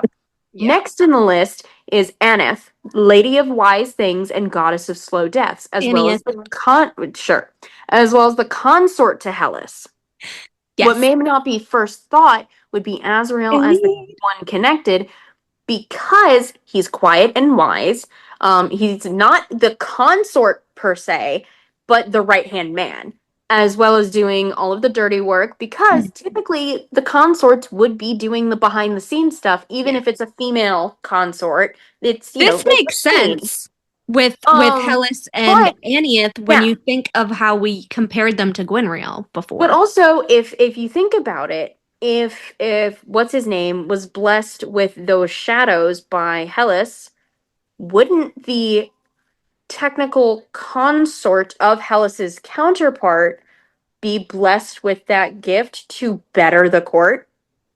Anieth? Like Anieth's gift? The Hellas's gift. If Azrael has those living shadows, Yeah. wouldn't it be a gift from his, God? guess. Like his. Yeah. If he's the consort. It always confused me why Sarah did gifted it to specifically him. do that with Prythian the way that she did with Tog. Like how everyone has their own like little god watching over them. I was like, that's a little weird. Honestly, I really like the theory of not really it being Tog being the past, but Tog being sort of like yes, they're all different dimensions because we've seen proof of that. But I'm thinking that Tog still has their gods because it was so ingrained in their culture. Prythian had them, but then the Asteri really did get to them and completely messed it up because we still have Amren. And she remembers the old gods. I mean, I kind of think that the gods were Asteri. Honestly, I think I see them as sort of. I feel like the best comparison could be the way that Christians view like God and angels and everything. So there's like the top ones, the top deities, and then actually, it could be a mix of the Greek and the Christian, sort of, where there's the gods. And then there's like the angels with the seraphim, the cherubim, and then Crescent the fallen City hierarchy. angels. Yeah. Basically, yeah. I couldn't remember how Crescent City had it, but yeah. I want a biblically accurate Amren. Huh? I want a biblically accurate Amren. Oh no, not the eyes. Oh my god, is that Actually, that would be really cool. I would love to see that. Especially because then the wings could be like this really cool iridescent like silver. That'd be awesome. Like her crown? Yeah. Also, Elain fucks me up because we know, again, which I'm going to repeat for the millionth fucking time, we know from Crescent City that if the rifts aren't fully open, even if they are just a little bit, the only fucking place you can get out to other planets is hell. Yeah. Elain threw the fucking gods into hell. Mm-hmm. So my thought is that they got out and they are like the ruling Asteri that we see in Crescent City. And they fuck everything up and they change their names everywhere. And I'm just like, what bothers me is that we literally never see the ruling Asteri use their power until CC3. And it's all dark magic. Because once they're cut off from the first light core, it's all dark. That's why I can't see it as being the gods getting out. Because or like the gods' creations, maybe it had to be. I feel like the Asteri. I feel like the Asteri were sort of like a divine experiment. Yeah. Because if the theory that Amren is one of them, and she's like, oh well, my father and whatever, but also Amren might have been because Amren took the form of a Fae female. Yeah. But like if we're talking more of like biblically, they don't have a gender. They're assigned a gendered name. Yeah. But that's why she's like, I chose female. Yeah. I chose a female body. So I'm thinking that they're just choosing names because they're like, we just need something to get called by. I totally think that the like Asteri and the Valg were the creations of the gods. Yeah, and some kind of, and then they maybe like rebelled. Loki having sex with a horse or something. Like they just are some unholy creation. They had these fucking labs where they were doing experiments. More on. You not know that myth, Eka? I do know that myth. That's why I was like, wait a minute. Yeah, it was an Irish thing. Mischief, having sex with anything that breathes, but consensually, unlike Zeus, who did it with anything and everything, including inanimate objects. Yeah. There's also a myth in Irish lore. Well, I don't know if it's Irish lore or more or less Irish history. Yeah. Some of the horse goddesses as a way to. How do I word this? So more is the result of a god and a horse fucking. No. Humans. Yeah. Fucking humans. Heir. Yeah. I'm just saying she really likes horses. No, and then after having sex with the mare, take her apart into pieces and and eat her. No, thanks. Yep. The myths get really gruesome depending on which version you're looking at, because there's the child friendly that's like, oh, everybody Dark. They're all dark. They're similar to fairy tales too, where there's like the Disney version and then there's a Grimm's version. It's like, well, the Grimms are the more they're accurate. like Victorian era ish. Yeah. So it's gonna have the more old English in it, like Shakespeare, but not Shakespearean English. While nowadays it's gonna be something that a child is gonna be able to read and comprehend the love story. I would disagree. I would say there's the Disney version, which is extremely diluted, and then there's the real versions, because not just Grimm. Well, it's not just Grimm. There's even just the word of mouth ones that happen to be written down at some point. I mean, even the Egyptian Cinderella, which that's one of the first ones. Yeah. They get gruesome. I mean, I gotta say, SJM did a good job of giving dark history to each world. Like, she did a good job of relating especially the Trois Corbies. Especially the one about the Trois Corbies. I love it. The fact that she turned it into a song. Yeah. She also did a really good job in Tog with like political unrest too. To the sun and witch to the yes, that was Phelan, Tamlin and Feyre. So not only was it Beauty and the Beast, the first ACOTAR book, it was Tamlin. East of the sun, west of the moon, and Tamlin. I actually know. Yes, I know. Okay. There's two. So I do think that Gwen could be Anieth because she does remind me of a lead, but she also could be Tahomi, Lady of the Great Deep. I've been pronouncing it Tahom. It's really funny. I actually so on the doc that I created, I color coded. And I had Anieth as dark blue for like Azrael's siphons, and then Tahom was Tahom and Wisdom Silva. and War. She's a research analyst and a Valkyrie. Like, come on. Tahom and Silva are the ones that I had that were closest to Gwen's like priestess garb colorings. Yeah. Because Tahom is the Lady of the Great Deep, goddess of the oceans, its creatures and oaths, and Silva is goddess of healing, healers, and gentle deaths. Silva could be Thesans. That too. But also, who's to say that two gods can't bless the same person? True. I mean, if it can happen. There's like so many people that they can apply to too. Like now, also, I still think Loomis is Amren's daddy. I think Tamlin. I think is Silva because of Tamlin, the I think he's Themis. I said Themis because of goddess of wild things and never forgets caged animals. And Tamlin is giving hints in every book that he feels caged in his own home. Yep. Yes, and I actually said. And Lysandra. See? He's from Lysandra. I actually said that Farnor, who's the god of war, and gave Duke Parrington the gift of the silver sword, and Bast, the warrior goddess, were the ones for Nesta. Because if Nesta's going to be Queen of Dusk, then she's most likely going to be some kind of a warrior queen, and she's created.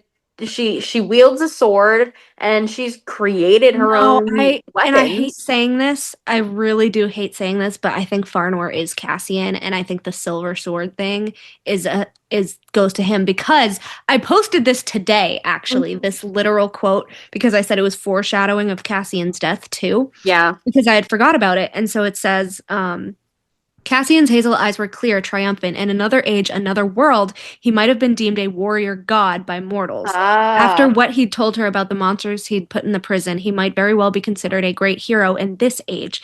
The kind that would one day be whispered about around a fire. People would name their children after him. Warriors would want to be him. A fine warrior would be known as Cassian Reborn. Then I also think of Cassian as Gavin. Yeah.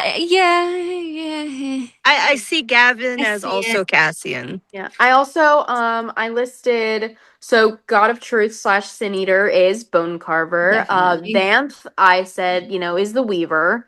Mhm.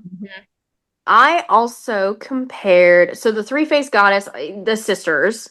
Like that's how I see that. Yeah. Because it also mentioned how Manon mentions the goddess along with the darkness. The three sisters are under the control of Rhys, the Yeah. darkness, right now. Yeah.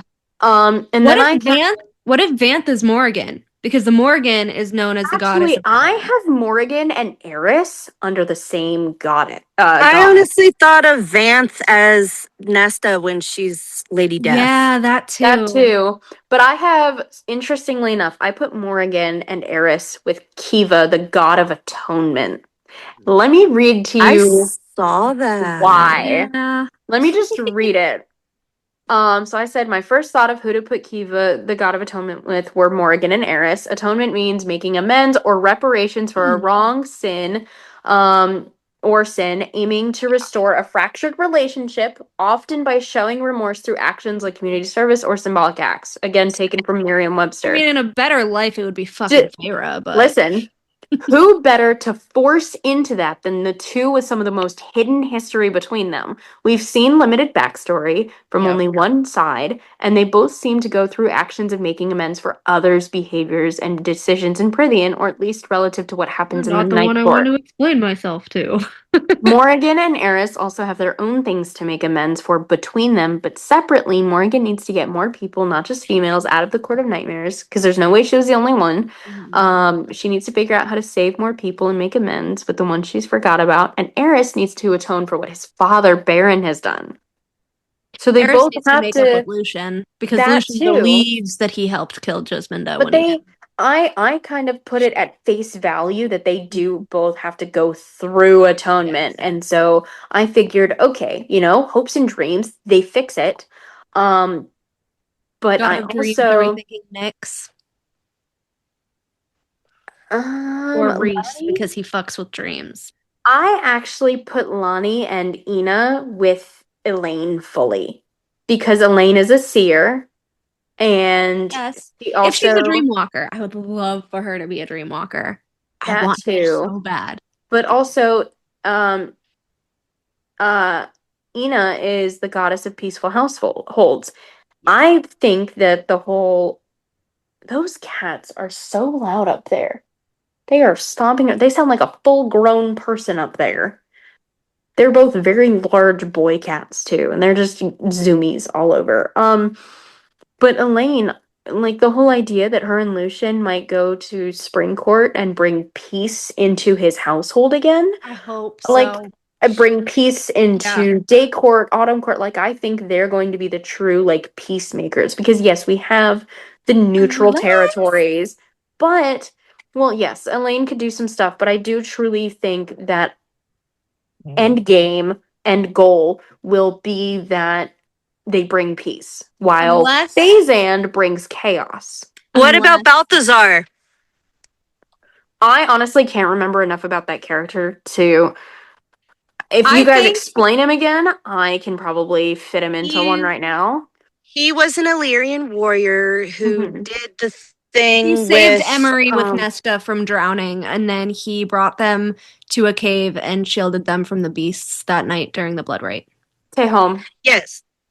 He also has the green. He also and she's like, how am I supposed to know you won't just kill me in my sleep? He's like, if I wanted to kill you, I would have killed you. Yeah, no, I would put him with Tehom, and then High Lord and High Lady, but killing him. He's very into politics. He's very into politics. Politics, maybe even Farnor. Yeah. But if he's saving them from water, then it would be maybe a little bit of Tehom of just, hey, help them out here.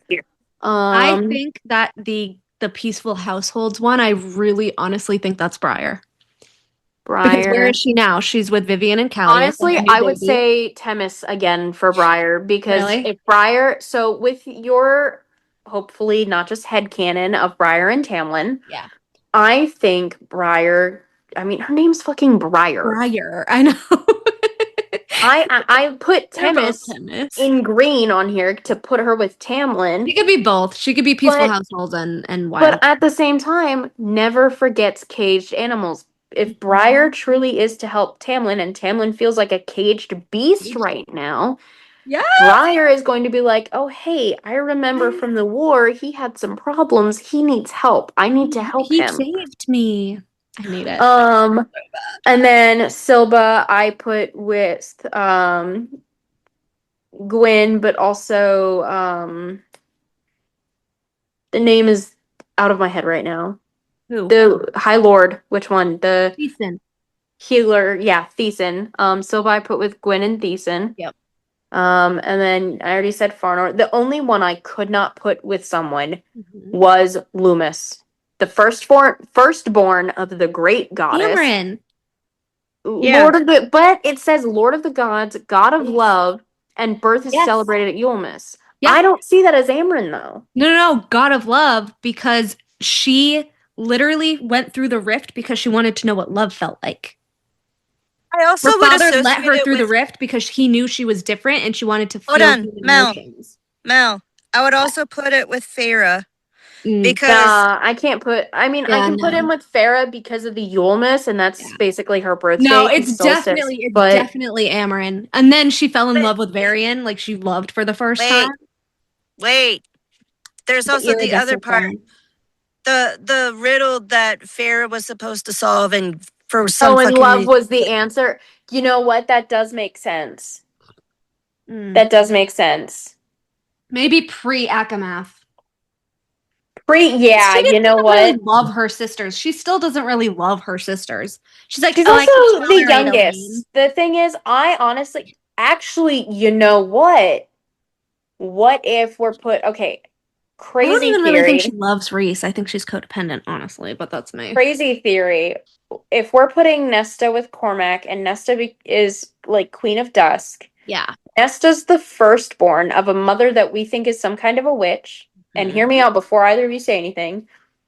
She was meant to marry some kind of lord or whatever, so she's going to get with Cormac. Or conquest. Mm-hmm. If Cormac is her true mate, she's going to know actual love. Mm-hmm. And what if her child is born at Yulmus? Because, yes, Pharaoh was born on Solstice, whatever, but what if Solstice and Yulmus are actually different things? Because we know about the solstices because of the solar courts. Yeah. But what if the true Yulmus is actually like 3 days later or something like that? And so Nesta and Cormac have a child. I mean, I don't think we're going to get that much of a future timeline in the few books. Sadly. But it would be nice. it would make sense that the eldest daughter, who even, Papa A was like, oh, I felt so much pride. Like, and she's meant to be a queen of some kind. That's what it's leading up to be. Yeah. Like, but I do think that I do think that there is a very specific like mirroring and wording and that sort of stuff for Cassian and Cormac, and I have to think that it's purposeful because we have that they are warriors, that they know strategy, that they know Cassian power, knows strategy and but doesn't do it. Farnor, the silver sword, you have silver bow, you have silver flames, and then wait a minute, Cormac has the fire, but Cassian's considered fire burning to Nesta. So I'm like, wait a minute, with Hellas, what about Cormac? Because Cormac also has the shadows. Yeah, he has fire and shadows. But he would be one of those ones where I think he's been blessed by more than one, especially if the theory of him being Morrigan's son rings true. Yeah.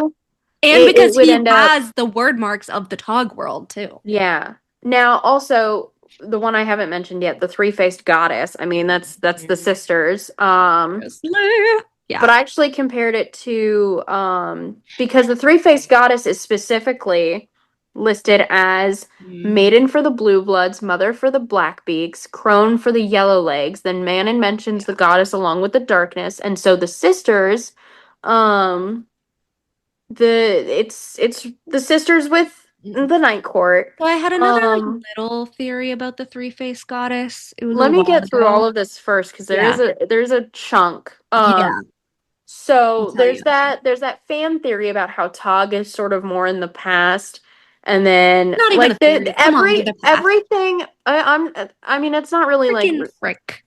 But the thing is, these things happen in threes. We have the three-faced goddess, so there's that theory where it's the past, present, future. That's threes. Then we have let's see, where is it? Each of the like little sections of the Mossverse are led by some kind of female. So we have Feyre, Elain, and Bryce, but also Feyre switches out for Nesta, and so it's still only 3 main. Nesta, Manon, and Danica. Honestly, Danica was a pretty big part. I would say Danica. And then there's also the 3 sisters, but then with Feyre's timeline specifically, it goes from the 3 sisters to Feyre, Alice, and Ianthe. They didn't have to be friends, but it was still like that. Then Feyre, Morrigan, and Amren. Then back to the 3 sisters, but then Nesta gets with Gwen and Emery, so Elain might also have her own 3. Nuala and Caradwyn. Yeah. But then also, I'm pretty sure Elain had what? Lysandra and then Elide. That's 3 right there. And then Bryce had Danica. And then Fury and Juniper. Technically Juniper. Well, but then Danica died. So then we got the little fire pixie thing. What's her name? It starts with an L.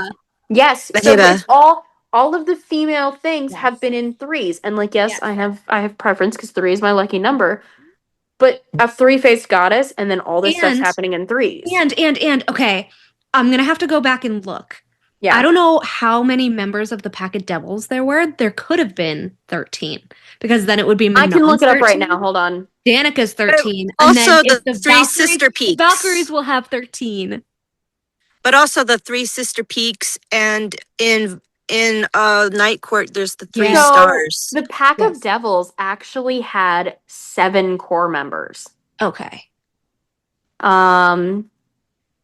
Let's see. That's interesting because the Valkyries this number 7 is significant because it's paralleling the 7 princes of hell with Danica representing Lucifer, according to fan theories.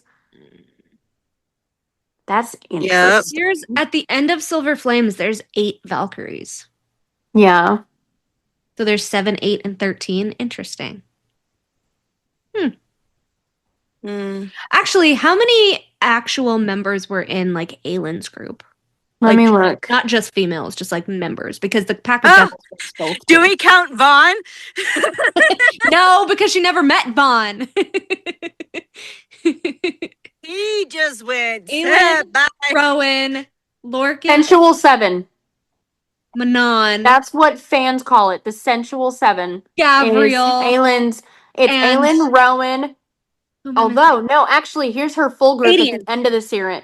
Yeah, but her full group at the end of the series is Elain, Rowan, Aiden, Lysandra, Dorian, Manon, Kale, Jurian, Elide, Lorcan, Gabriel, and Fenris. That's 12. 12? I can't pronounce some of these names. Irene. But that's 12. 10 and 2, that's 12. But if it's the absolute core group for much of Empire of Storms onwards, it was 7 central figures. Okay. But the entire alliance that fought included a much larger number with 13 or 12 and then more than that. But there were 12. But then Manon was also a part of the 13. Yeah.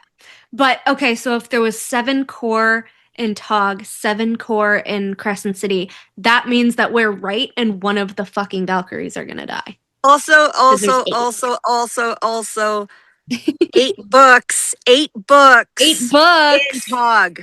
8-pointed star is the symbol of the Dust Court. Oh my god. Sarah. Also, there were 6 in the inner circle, including Feyre, Rhys, Feyre, Cassian, Azrael, Amren, more. But then her sisters became a part of it, and then Lucian made it 9. 9. Ooh. I don't think they don't count Lucian though because they don't. Lucian trust was him. granted honorary status by Rhys, Yeah. so it technically does count. But does Yes. it go away if he says he doesn't trust him? No, Silver Flames. I don't think it does because I mean, if you pay attention to the, I mean, He you obviously doesn't trust Asriel. But no, keep in mind, even Azrael says that he doesn't fully trust Rhys. True. There's a point at some point, Yeah. I remember it, that Azrael's like, I don't fully, because, no, wait, Azrael doesn't trust Amren because Nuala and Yeah, he Herodin doesn't. watch Amren. So I'm pretty sure even if they don't trust each other, like, it it's still counts. gonna be counted. So it is there's 9. 7 High Lords, 8 Valkyries, and 9 Inner Circle members. Interesting. 3 sisters, 3 bat boys. And then how 3 many... main Valkyries.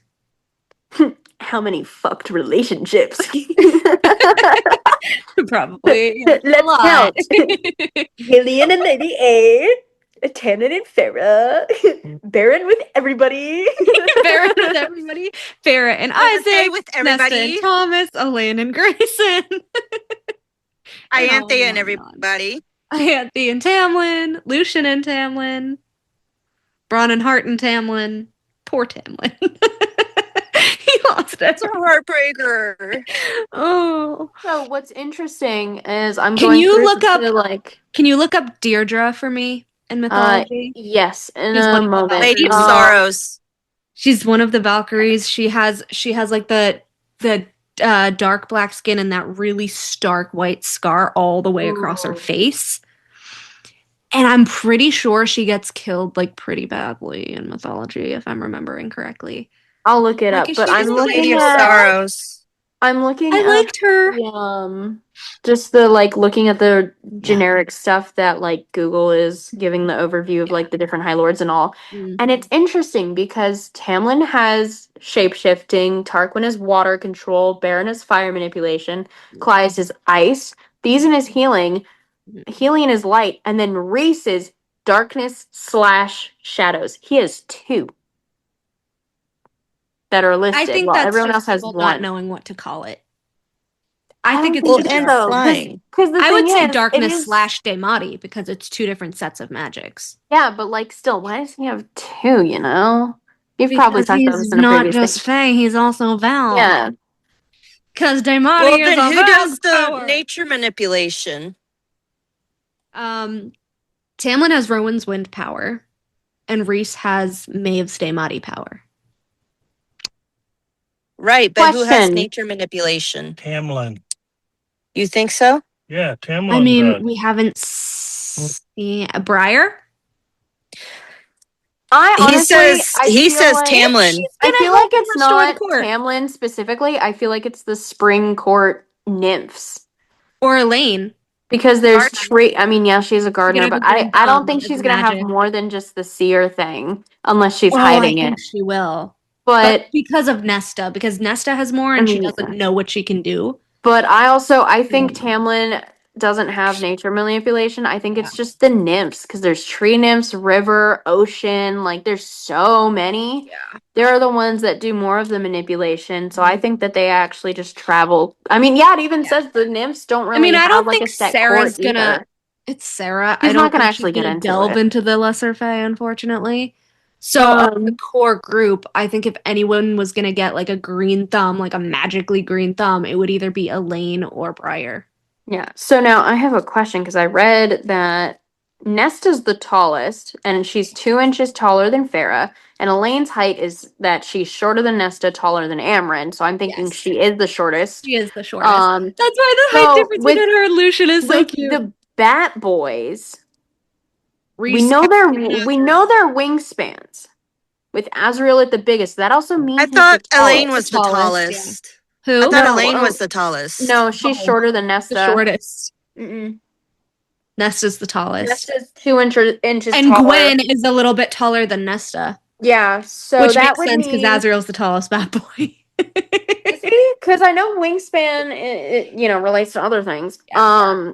But like, would he be the tallest? Because I feel like He is. Rhys being high fae would be taller. Out of everybody, Tamlin is the tallest at about 6'7". 6'7". He's He's 6 foot. Oh my Because god. people did. I forget where the chart was, Okay, but people so took like all of the Rhys is info. a short king. Rhys is Crazy. literally like 5'10". That's crazy. I met someone Or like who 6 feet, has like a rare condition where he just never really stops growing. God. He's 6'7" and I'm 5'3". Lorcan in Oh. Tog is canonically 7 feet tall. That's insane. And Elide is like your height. Lorcan. Elide is your height. No, she's like 5'1". Well, that's close enough. She's my height. Me Yeah. and a 7 foot tall man. Hey, No, Mel, I'm like, Mel, Now Elide's she's gonna between climb you and like me crazy. because I'm 5'2". Okay. Yeah. that's crazy. I'm taller than both of you. Yes. That's so fun. How tall is Liv? Slightly probably like taller. 5'5", 5'6". That's really crazy. Yeah, My shoes will she's make the me tallest. taller. I'm and the still short. Love you, Liv, but still short. But know that, I mean, Mel, I could hope you not. get a dating life because that would mean a lot of fun. You 7 get a guy foot that tall yeah, man. that's a lot of Hell fun to the no. things. That's too much. I love that Eka I mean, probably okay, knows what I'm granted- talking about. Granted, Azrael is like 6'6".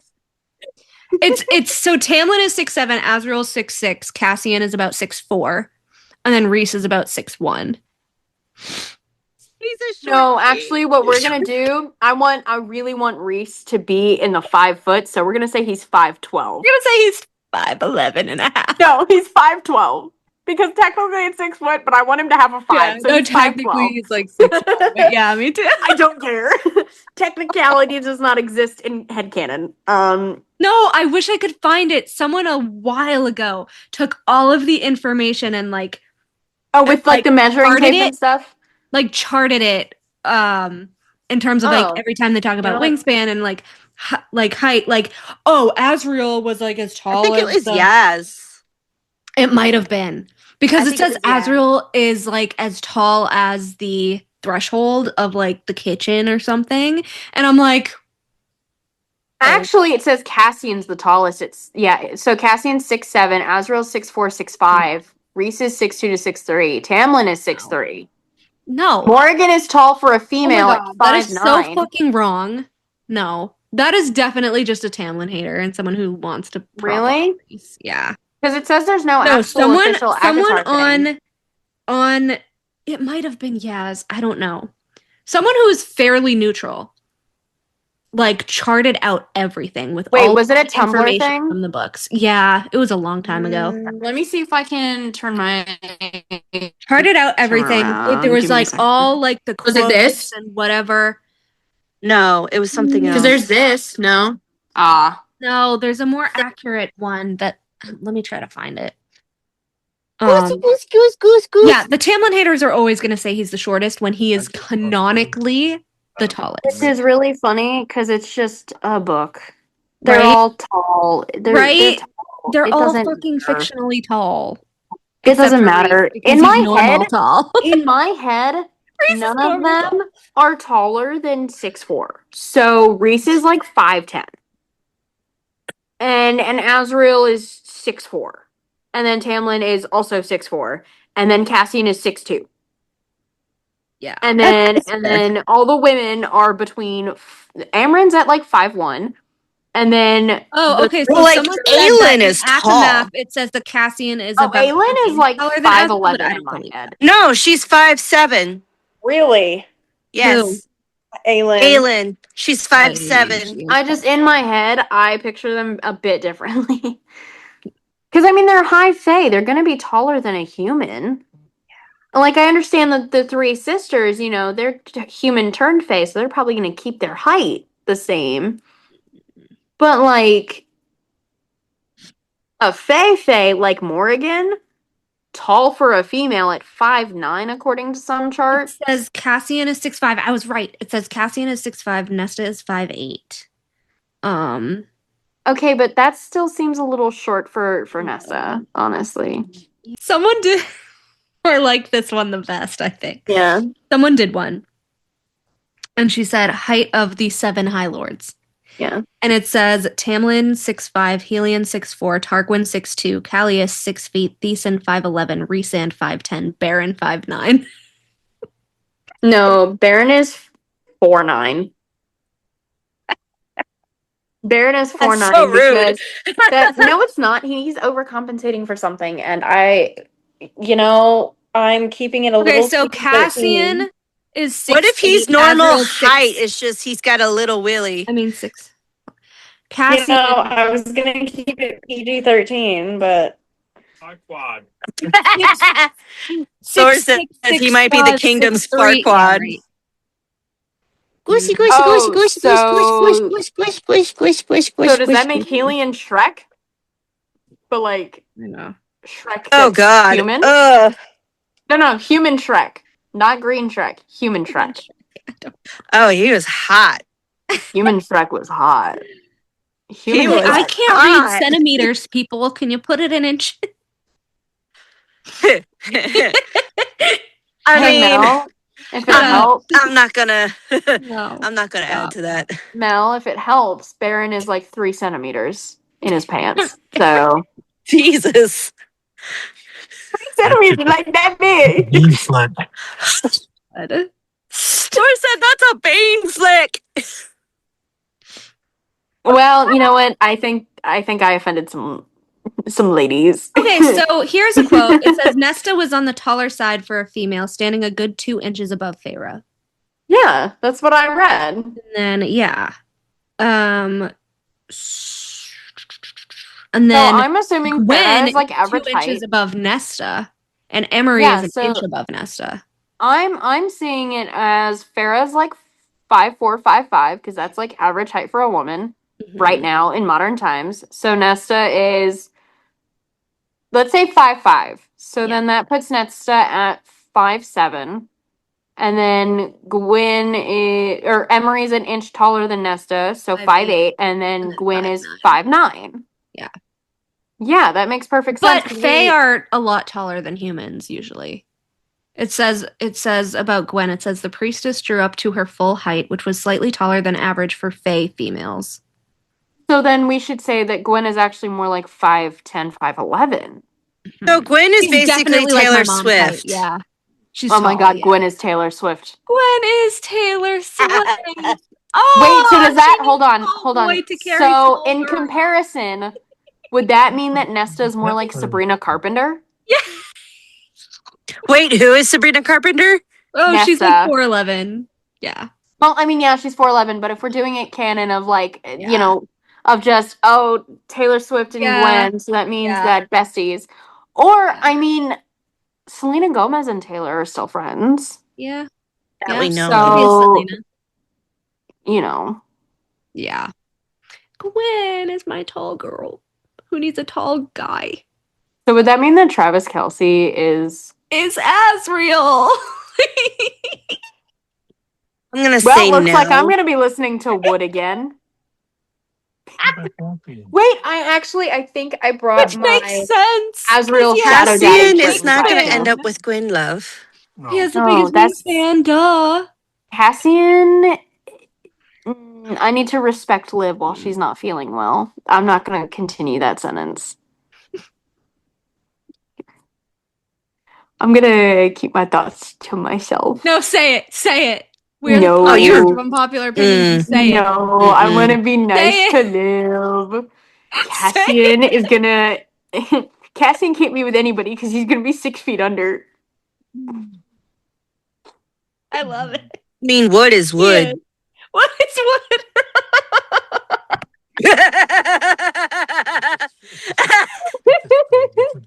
Flame. Just 2 different Shucks. types. You want cedar? Whether if it's Hey, he does smell like cedar. Standing at salute or if he's a coffin, wood is wood. Mm-hmm. Hey, there are things called clone a willy. I'm sure someone could do that. Very Egyptian. What the Norseman. Oh gosh. Yeah, embalm a Okay, we penis. need Bryce to come back. Hey, And Bryce. introduce her to batteries. Or No. eggplants. We need to get something that's rechargeable with magic. Mm-hmm. I want one. Solar power. What? An inside thought. Helion is solar powered. Oh, Lucian is solar powered. that's why they call him Sunny D. It moves, it generates power. I'm sorry, you said gyroscope? I thought you said gynoscope. They go, No. stop calling Wouldn't him the Dino? Lyrians actually Oh my be more God. like windmills? What you said? Help. Stop, I can't. Ugh. I mean, was thinking, technically, like, if they- Tamlin would if also they be made- if they Sunny made a D, and he thing- does have wind power too. with the No, built-in, Tamlin is a different it genre. generates power with Tamlin is motion. But he does have It'll sunshine. never need a battery. Tamlin is a Chewbacca mask. Because you put him on and he makes sounds when he opens his mouth. Hamlet is a sun stag from Tog. Because without I his was gonna say, glimmer, that's he a glows. sex toy. Oh my god. Well, he Becca, has don't two. get that look He on your does have face. two horns. He's a rabbit. No, he's one. He's. I mean, he can shapeshift, so. Yeah, right. But if you pay attention, no. Remember what he and Feyre like to do the most. Oh, He that's likes what I to said. eat. He likes to eat. Yeah. He munches. He can shapeshift his tongue. Yeah, do the split tongue. What? Oh my god. Yeah. Just do two different things at once. Why do I have to give? Why do I have? I to think give? this is gonna beat our NSFW episode. Why did Feyre leave him again? Because she wanted to. I don't know. You guys, hey Eka, have you ever read any of those Eldritch Being Oh my romantic god. tentacles? Because she's obsessed with the talons. The claws are sharper. No, the shadows can go into fun places, yeah, and they're yeah. cold. Hello, Asriel. Gwen is a nymph. Her nymph form is Ooh. probably cold-blooded. That's why she likes the cold. That's why the cold doesn't bother her when she's training. She's Elsa! She's Elsa. The cold never bothered me anyway. I did that whole murder board comparing Gwen and Asriel's scenes with cold. I honestly whole didn't thing. think scenes is what that word was going to be coming out of your mouth. Wait. Hold on, Genuinely I posted expected it something on else. my fucking story today because I was making my Hel and Asriel highlight. Oh, I have not been on social media. Wait a minute. Oh, fucking Wait a God, minute. hold on. Wait a minute. You know who does not like the cold? Who? Emery. Oh yeah, Emery. Yeah. What Well, if she ends up with Eris? Perhaps. I mean, she would get with Namor and be like, meh, and then get with Eris and be like, hey. Moving on to less-ish NSFW themes.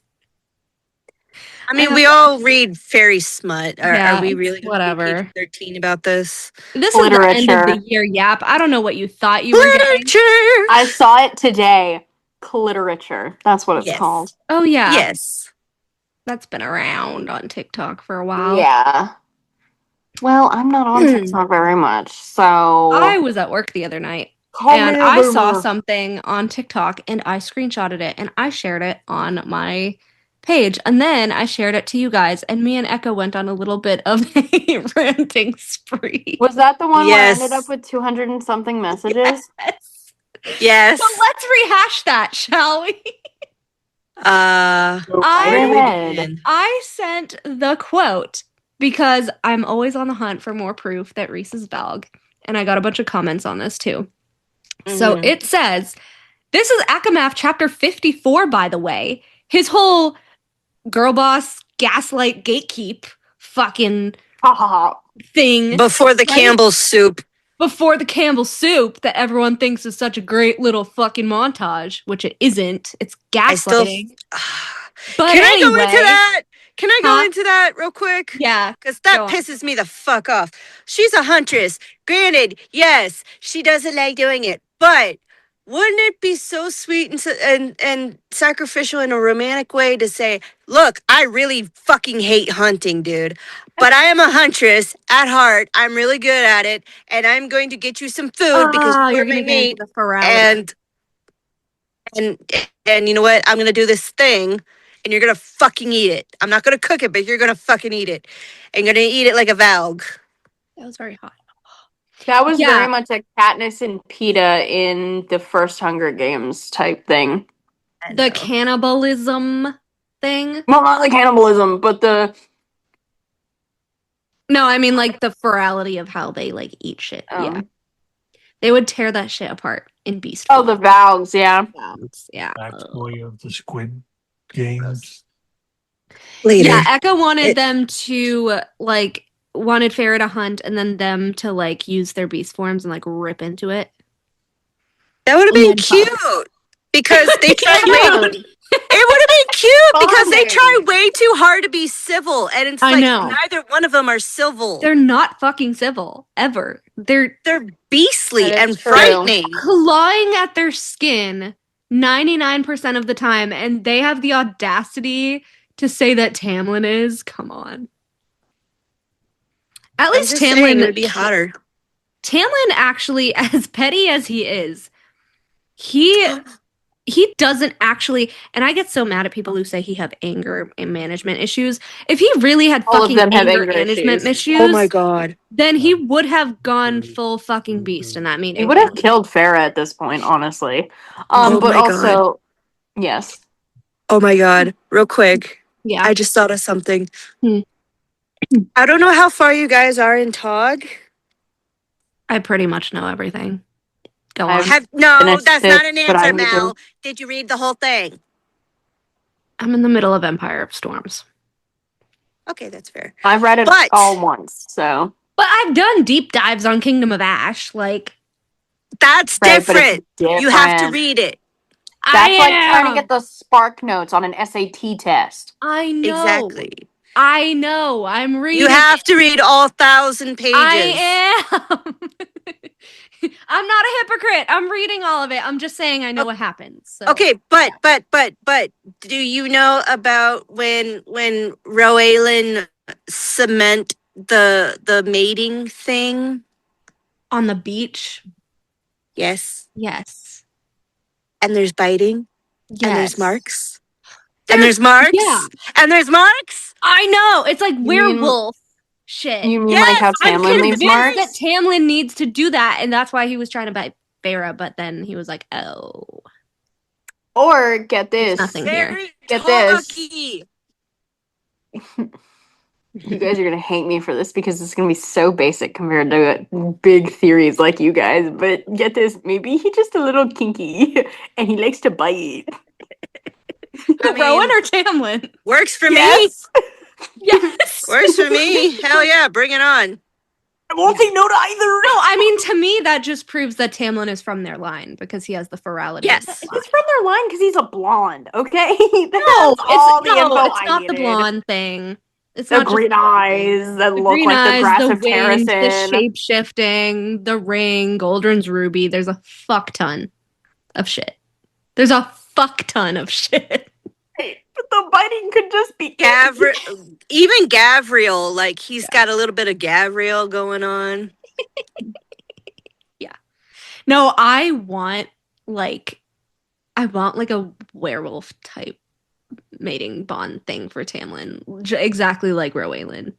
Like in a perfect world, Briar would want him to shift her into a high fae. They would be Karanam so she could use his abilities.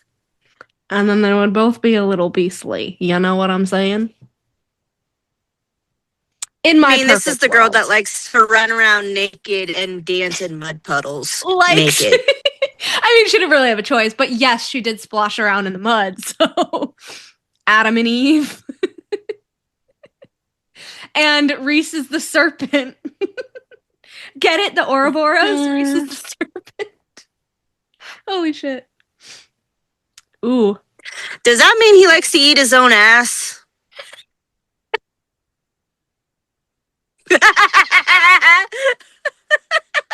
That is disturbing. No, but I Shut find up. it very funny that Feyre and Lucien were poisoned with Is apples. that your way of saying your death breath?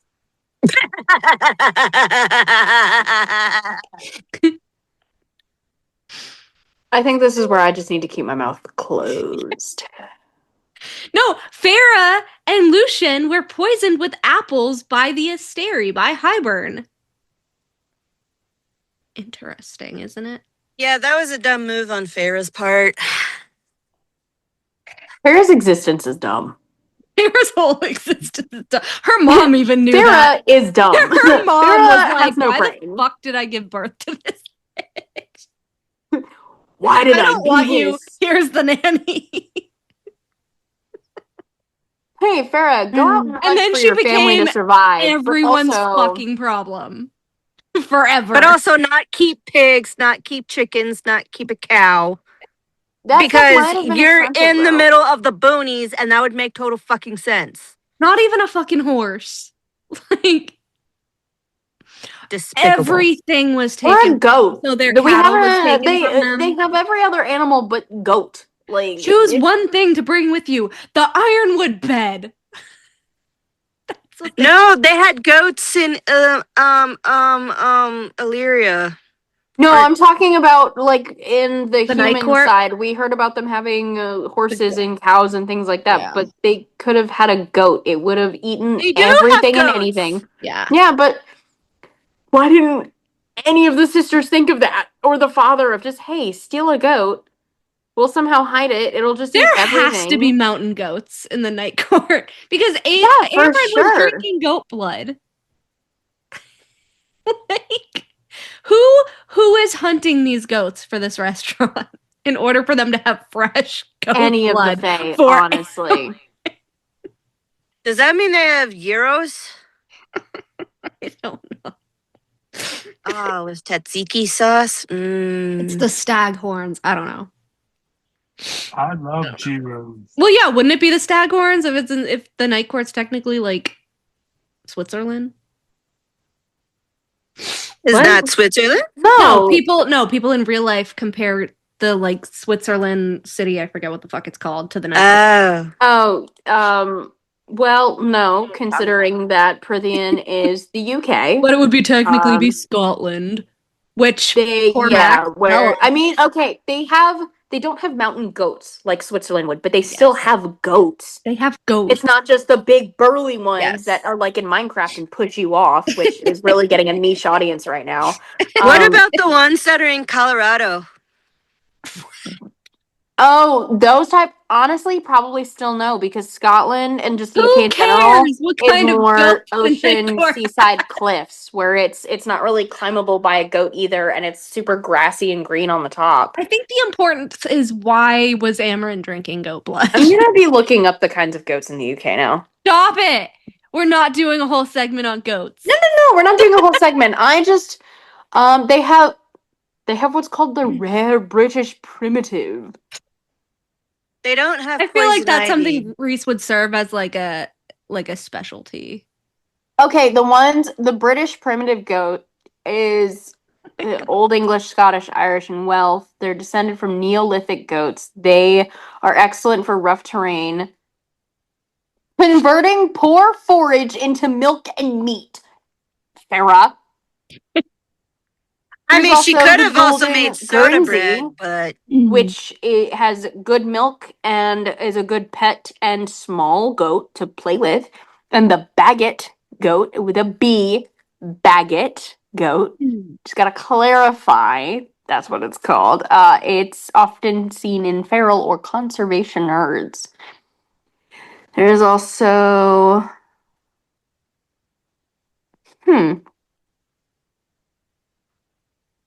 there's Swiss origin breeds, but those are, real life. So there are a couple native to that kind of landscape that would be good for milk and meat. So Feyre is actually stupid. Okay. I was gonna give a little grace. Get a little grace. But no. You can't. You can go hunting at any point, and you're sleeping with a guy in a barn, and you can't steal a goat. Right? You A can't horse. steal some. A pig. You can't steal some hay to fill in the cracks of your crumbling little hovel. Like, Feyre, you could pick your own berries to make your own paint at this point. If there's any ginkgo trees, she could use those to make a sort of yellow pigment. It might not smell that great since ginkgos don't really have a good smell, but I mean, they probably had some sort of form of elderberry too, and that'd be a really nice color. Hell, use mulled wine with something to thicken it, and that's or like got reddish pokeberry. shade. That too. I don't know if they would have had pokeberry, but that would have been really nice. Berries. That's like everywhere apparently in novels. Yeah. Hi, kitty. Could have even used things like just daisies and stuff like that. And her Or sister grass. That Just too. straight up grass. Onion grass, and there you have some flavor for your food. Right? Nothing has to be bland. Oh, Nesta, you haven't eaten in 3 days? Have some grass. Yeah, it's kind of an asshole some move, dandelion tea. That too. They could have even cooked the dandelion over fire in a little pan, and then you have some fried dandelion seeds. You know, you can make popcorn with dandelion. Yeah. Yeah. But popcorn also, like, if they had, like, sassafras. Everywhere has sassafras. The countryside corn dog, you know, little. No. You're fired. Feyre didn't learn how to fish either. Beron? No, Feyre. Oh, Feyre. Oh. No, she didn't learn how to fish. She didn't learn how to swim either. She used archery and snares. But if she'd gone fishing, there's also, so much nutrients in that. How come she couldn't do a whole My Side of the Mountain and train a falcon and do falconing and, like, get more meat? Or just using the snares. She did use snares. Okay. Did use snares, but she didn't actually probably set them up in good places, because how do you go an entire winter starving? You really caught that little during the warmer months that you're struggling this much? I get it. Your sisters and your father are going to be a little greedy, but at the same time, so are you, Feyre. But here's the thing. She literally openly said, "Oh, I didn't complain when we each had a second helping." Cool. Now that's an extra week you don't have food. Well, here's the thing. Like, everyone, like, I know everyone jokes around and says, "Oh, she was a terrible artist." I think it's the opposite. I think she was a terrible huntress. And was actually, I think she was just a terrible everything. Average. She was a terrible huntress, a terrible artist, and a The terrible only thing fucking she sister. was good at was causing drama. And a terrible partner. And a terrible leader. She's a terrible everything. I just really hope she's a good mother. Did she endure? That's my fear. Not as much as Nesta. Mother too. True. I need her to put Nyx above fucking Rhys. I think if Feyre does anything good, it's going to be having that mother. I mean, SJM herself is a mother, so why wouldn't she put those natural instincts for protection and all that into this? Plus, it would be a good way to involve Clotho a lot more too. Of hey, I don't know how to be a mom because I didn't have one. Can these elder fae help me? That's what I wanted to bring up with the three-faced goddess. That other little tiny theory that I had was that it could be like Clotho, Meryl, and Gwen. That could be. Because Clotho is technically the crone. And then Gwen Mother would be like, and Mother would be Meryl because she's teaching Gwen. Mm-hmm. Yeah. But anyway, back to the Valg quote. And then we started talking about fucking goats for some reason.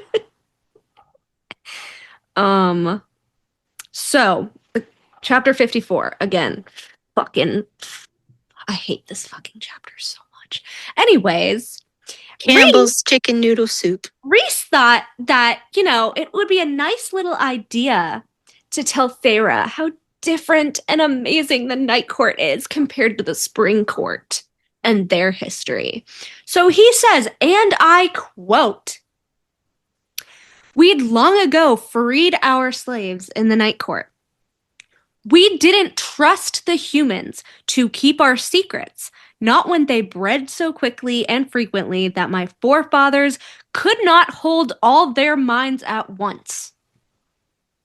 You are telling me that you supposedly, quote unquote, freed your slaves, but in the next sentence, you said that you didn't trust them. So if you don't trust them, that means you're just killing them. You're not letting them go. Or you're erasing their minds. But then he says they couldn't hold all their minds at once. So what would the conclusion of that be? They would not have let them go knowing about Valaris. So the most likely scenario is that they killed them and they just didn't tell anybody. Or if anybody found out, they changed their mind one by one. Because he's like, oh, Amarantha and Hybern killed their slaves instead of freeing them. Well, you're saying you didn't trust them. You're saying you couldn't hold all their minds. And you're certainly not letting them fucking go knowing about Valaris. So, what'd you do with them? What if they're in the dungeons and stuff under the mountain? What if they're made? I mean, the humans from 500 years ago would already be dead at this point, so it's not like she could go ask them. But like, she could ask Jurian. She could ask Jurian, but Jurian is keeping up his act of, oh yeah, Rhys is great. Rhys is awesome. Rhys is cool. When we know that that's not how he feels about him. Yeah, that little weird threesome. I think he unleashed you on us. You forget that I know what a good male he is. Bull fucking shit, Jurian. I'm calling BS right now because there's no way that Hybern is going to bring up the fact that you want the High Lord of the Night Court dead for no fucking reason. There is no way that Rhys would see the Bone Carver as you for no fucking reason. Come on. There's no way. There's no way you think he's a good person when he is seeing Jurian as his downfall as the fucking Bone Carver. Come on. I really hope he's the big betrayal. I need Rhys to go fucking evil. I need it. Everything is leading up to it. The fucking black pits for eyes, the screaming when he never had to scream before. His coldness and his numbness was what terrified people. Wait. He did scream under the mountain. Or not under the mountain, but in the Court of Nightmares. When they called Feyre not a nice word, and he was screaming at them, and I don't think he screamed though. He said like very coolly and calmly to Kier, like, what did you say? And then he, without any expression on his face, he like mentally fucking broke his body one by one. I imagine because Feyre said that like his whole face was just a mask of calm. And that's how he's terrifying, because he can do this shit without an expression, without having to yell. So the fact that he was yelling in Akasif, and especially in the Hofast chapter, is a big red flag, paired with the black eyes. I don't know. Something happened. He's on his period. I don't know. Something happened in the fucking cauldron to him to come back that way. He totally lost control. Oh, God. Rhys with boobs. Stop. That's just Feyre. What do you mean, Rhys with boobs? It's Feyre. Barely got anything there. She's, I think, a half a cup bigger than Elain. Nessa's the only one with real boobs. Yeah. Yeah, Nessa's the only one that's actually described even with any kind of curves. But even then, the only one that SJM has written as curvy is Bryce. Yeah. So what do you think? Do you think they killed them? Because to me, that comes off that they killed them. And just the way that he can spin sentences like that. And she doesn't catch it. God. Oh my God. We freed them, but we didn't trust them. And we couldn't hold all their minds. So what's the logical fucking conclusion of 1 + 1 + 1 = 3? You killed them. Claire better. Fucking better. Right? Mm-hmm. Come on. So They got I just said, twisted. I said, sorry, not sorry. This is definitely what a fucking Valg / Asteri would say. And then I said, forefathers like sons who had sons who had sons. I swear that those girls were Valg from Vesperus and not Thea. And then I said the irony that his forefathers couldn't hold all the humans' minds at once, but Rhys has Feyre's currently. And then Also because she's fucking dumb. yeah, she's so naive. So naive. I mean, she's like, what, 21 right now? Yes. Yeah, I was like, just the way that she even convinced herself that her own memories were different. But again, was it Feyre being gaslit or was it Feyre being mindfucked? Because he uses both interchangeably. I mean, as someone who has been gaslit before, it's kind of basically the same. And might I remind you that during the Weaver scene, Rhys was in her head using her own voice to convince her that she was fine. That's sketchy. He used her voice in her head, and you people really don't think he's done that again? Ever? There's no goddamn fucking way that he's ever done that again. Oh, he definitely has done that, like when it was going from Akamath to Akawar. The cauldron scene. And we got... Well, I don't know. I don't know if it could happen during the cauldron scene because Hybern had a hold of all their magics at that time, unless he was faking. Actually, the only person that Hybern couldn't hold was Morgan. I remember he was like, what a mighty queen you are.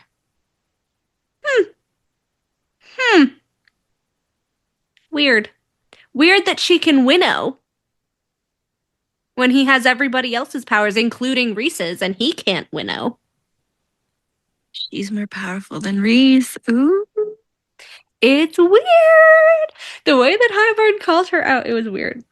And then I said, yeah, it was easy for him to do that. And I find it really crazy that he didn't even have to have eyes on her to do that because of the bargain and probably their bond. He was in the fucking tree outside and in her head as her own voice.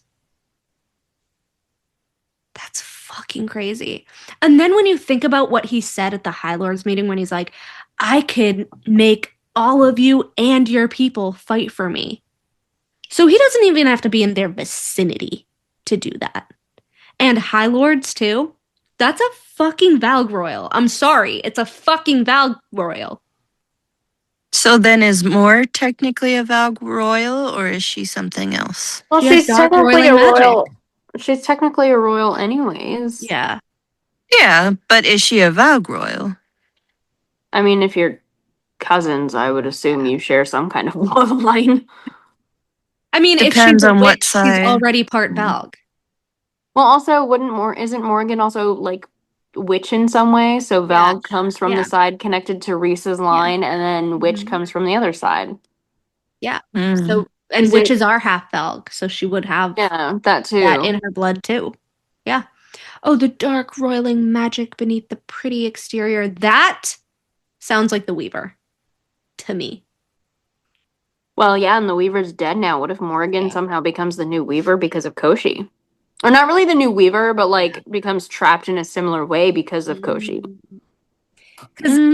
Because I know that everyone, like, when they do art of the Weaver, they make her look like this really ugly skeletal, like crone or whatever.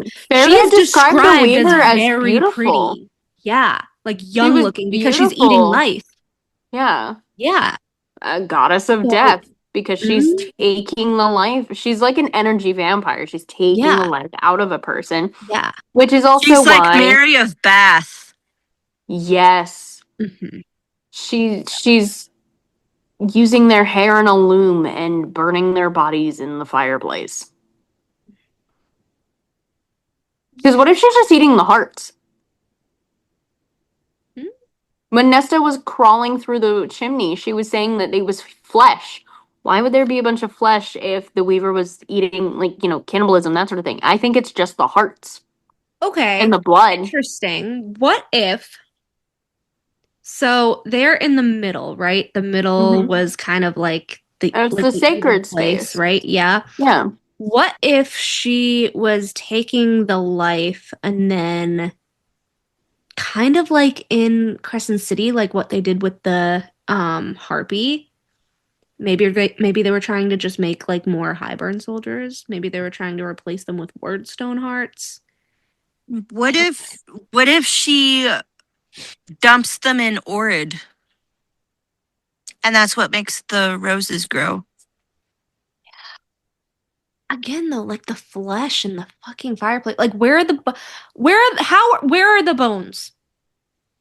She doesn't go to Burned. visit the bone carver. No, So- but she burns them in the fireplace. They turn to the ash. True, I guess. Hmm. I don't know. It's like cremating a body. It all burns Yeah. away. Yeah. Just as long as they don't drink. Mm. The I whole still chimney think would that it was. explode. I still think that it was Rhys's previous girlfriends.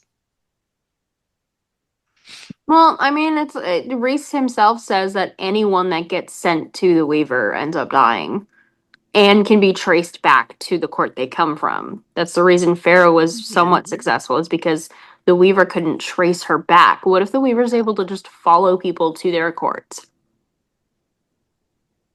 No, because she was trapped there.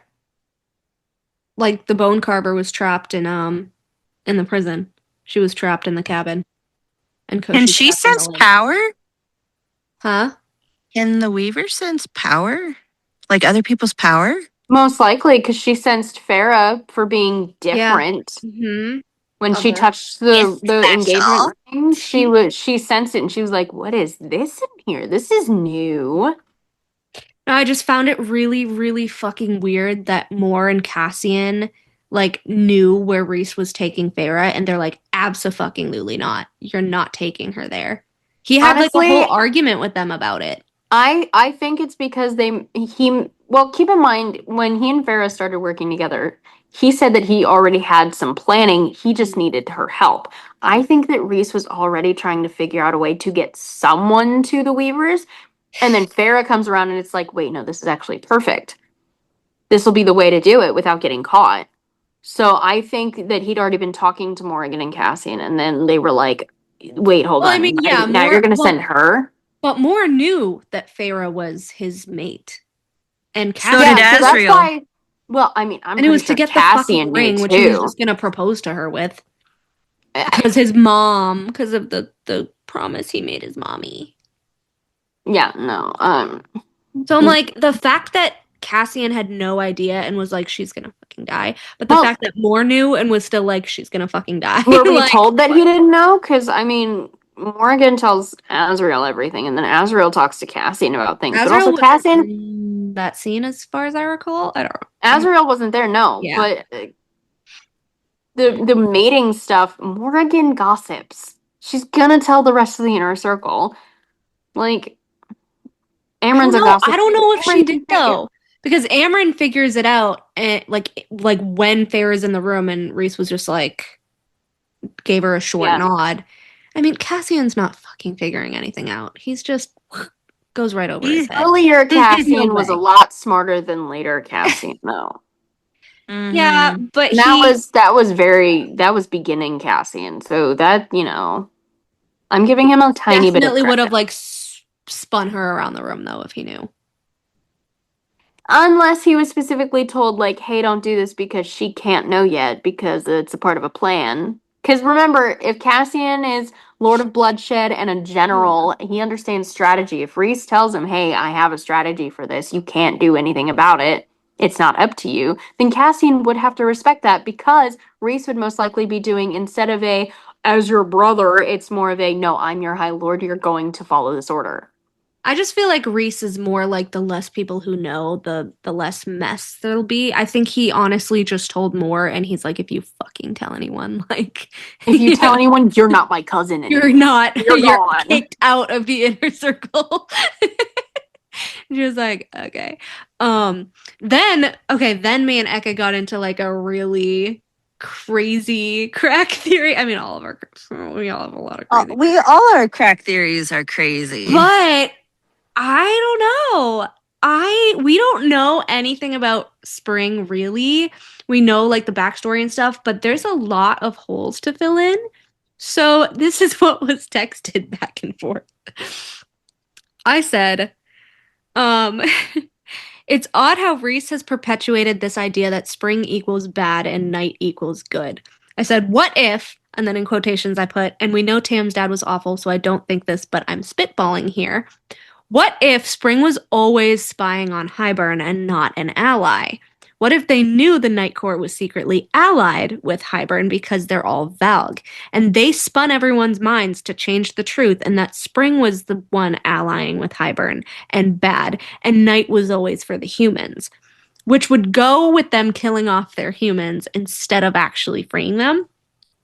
I said, the way I would love SJM if she pulled this off. Tamlin has no mental shield, so Rhys could have planted this idea that his dad was this evil person working with Hybern and super awful, etc. And then I said, I find it odd that Tamlin says his dad gave his mom undying roses as their mating gift. If he was so sociopathic and he was honestly like raping and killing all these slaves, why would he gift the mom something so precious? As if he actually loved her. I said, apparently the truth is that Tam's parents were so bad for one another. Rhys wouldn't have known about the rosebush info, so it slipped through the cracks of his day Madi. If they were so bad for one another, why the mating gift out of love? And why would she have stood by a mate that was so sociopathic and evil enough to rape slaves, like I just said? And then you said Tamlin was trying to tell Feyre shit. And I said, the more I go over like the backstory between Night and Spring, the more I feel fucking gaslit. Because then we have like the Starlight Pool, and he's like, oh, the Starlight Pool was one of my mom's favorite places. Is that like, if you enter the Starlight Pool, does that like erase Madi magic? And I also said that it puts out fire, like fire from a Valg. Yup. I said water has healing properties. You said it puts out fire fearing Valg. And I said, or it didn't say it. I thought I said it. But water has healing properties, and healing is also like something that can defeat a Valg, like we saw with Irene. Healing light. And then I said, you said odd that they're undying. Maybe the roses are a spring trove, hope and life. I said, I think at first SJM was like Beauty and the Beast, la la la, and now she's like, I gotta fix book 1 shit to match the crossover. I said she's definitely looking back at book 1. We got the worm, we got the thin place in Tamlin's cave, we got Selene waving the prison to ruin the way Tamlin did to Under the Mountain. Come on. And you said if Koshi is the Deathless and Vassa is based off Vasilisa, who's also a beauty, makes sense why Vassa and Feyre are similar. And I replied, I know people think that I'm Delulu, but literally it comes back to at the baseline, Tamlin and RHYSAND. Tamlin is the center of the fucking compass, and Rhys is the eerie ring around it. And then you said, is Vassa from the world? They're doppelgangers. Isn't that against the laws of fate? I had said the spikes are everyone else of importance in the bloodline. I said, yes, Vassa was confirmed human. And then we kind of just talked about like Tamlin and Koshi. I said, what if, I said Vassa's tied to Koshi, hence the lake, because he's tied there. What if they transferred her curse to another person, like Jurian? Now, I always bring that up. Can't talk. I always bring this up, but there is a picture, and I posted it on my Instagram, but there is a picture of like a dead soldier that really looks like Jurian, and a redheaded, like orangey haired female, like holding him on the ground. I think that if we don't get a Jurian as the betrayer thing, I think that Jurian is going to find a way with somebody's help or his cauldron magic, because we don't know what he has, to transfer the curse from Vassa to him just in time for when they defeat Koshi. And when they defeat Koshi, whoever is tied to him dies. So I think him and whatever swans are still tied to him will all die. And that's when Vassa's going to realize that he transferred it. Because I cannot see, unfortunately, I can't see Jurian and Vassa both surviving the series, unfortunately. And I also made a suggestion, like, what if they transfer Vassa's Firebird form from Koshi's Lake to the Starlight Pool? Mm-hmm. Yeah, that would be, that would actually be really interesting. I don't think they would, just because Koshi, I don't think Koshi would move there, and she's technically tied to him. But that would be interesting because I do kind of had this cute little headcanon thing where it's like Tamlin and Briar, Lucien and Elain, Jurian and Vassa, like the little spring court group. The inner circle spring court style. Spring court, I see. Yeah. Yeah, I said I want Jurian to be like me, tie her to me. I'm deathless now too. That was the only way that maybe they could survive, I said. Like, what if they transfer the curse and it's just to Jurian? And then he doesn't force her to turn into a Firebird because it's based off bargains. And he could just make a bargain with her to have her freedom back. Wait a minute. Okay, so Night Court, if you make a bargain with Night Court, you get a tattoo. If you make a bargain with Koshi, you get turned into a bird.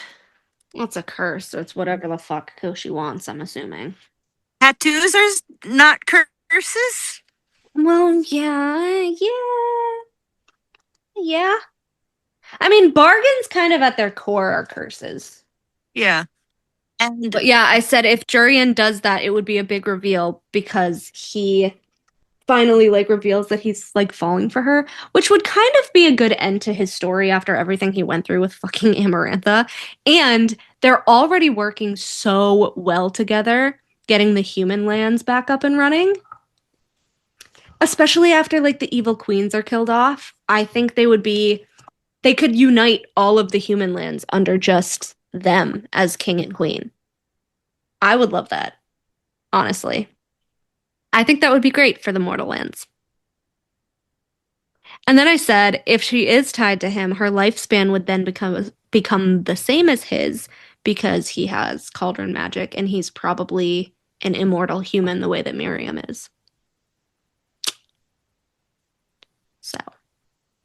And then you said, what if Vassa wore the mask?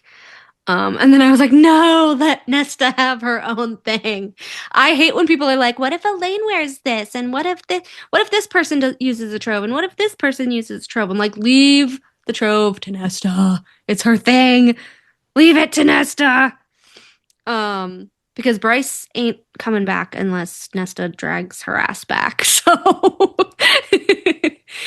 if Nesta goes to fucking Lunathian and drags her ass back, she will be back. But other than that, she had zero desire to ever fall through worlds again. She didn't even want to see Adis again. So and then I showed you the picture. And then I said something about the chalice that's in the picture that Sarah posted. And I said what if Elain makes a potion to transfer the curse? And then you said what if it had word marks on it or something, the chalice? And then you put Cormac, where are you? And then you said Danica knew about the trove. She probably would have loved Nesta. I said, I think the chalice is why I think he's going to find a way to die to save Vassa.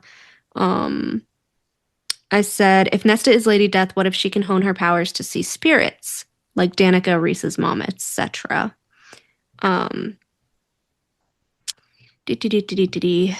You said, who is still alive but made like Elain? Oh yeah, we go back to this all the time. It's definitely Lorin.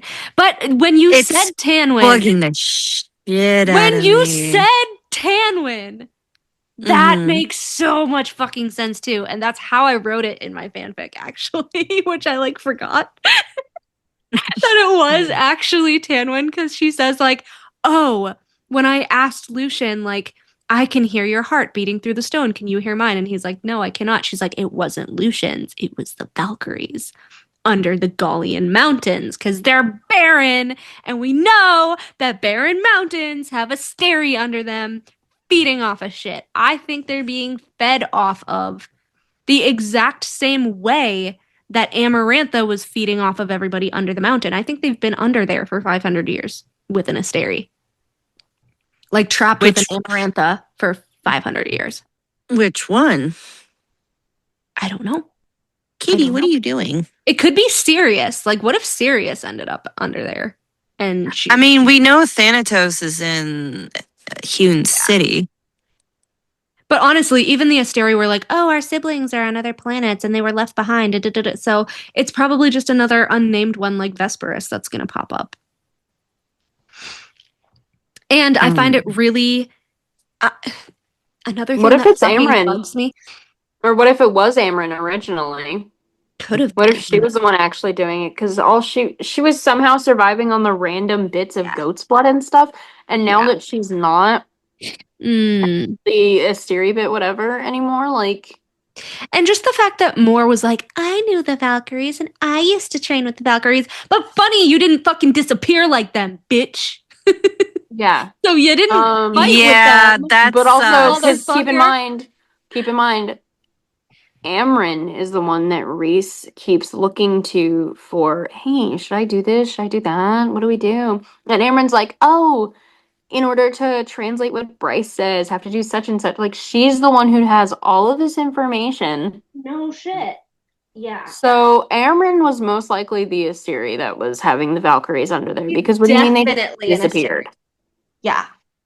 What if she turned them all into goats and it was just...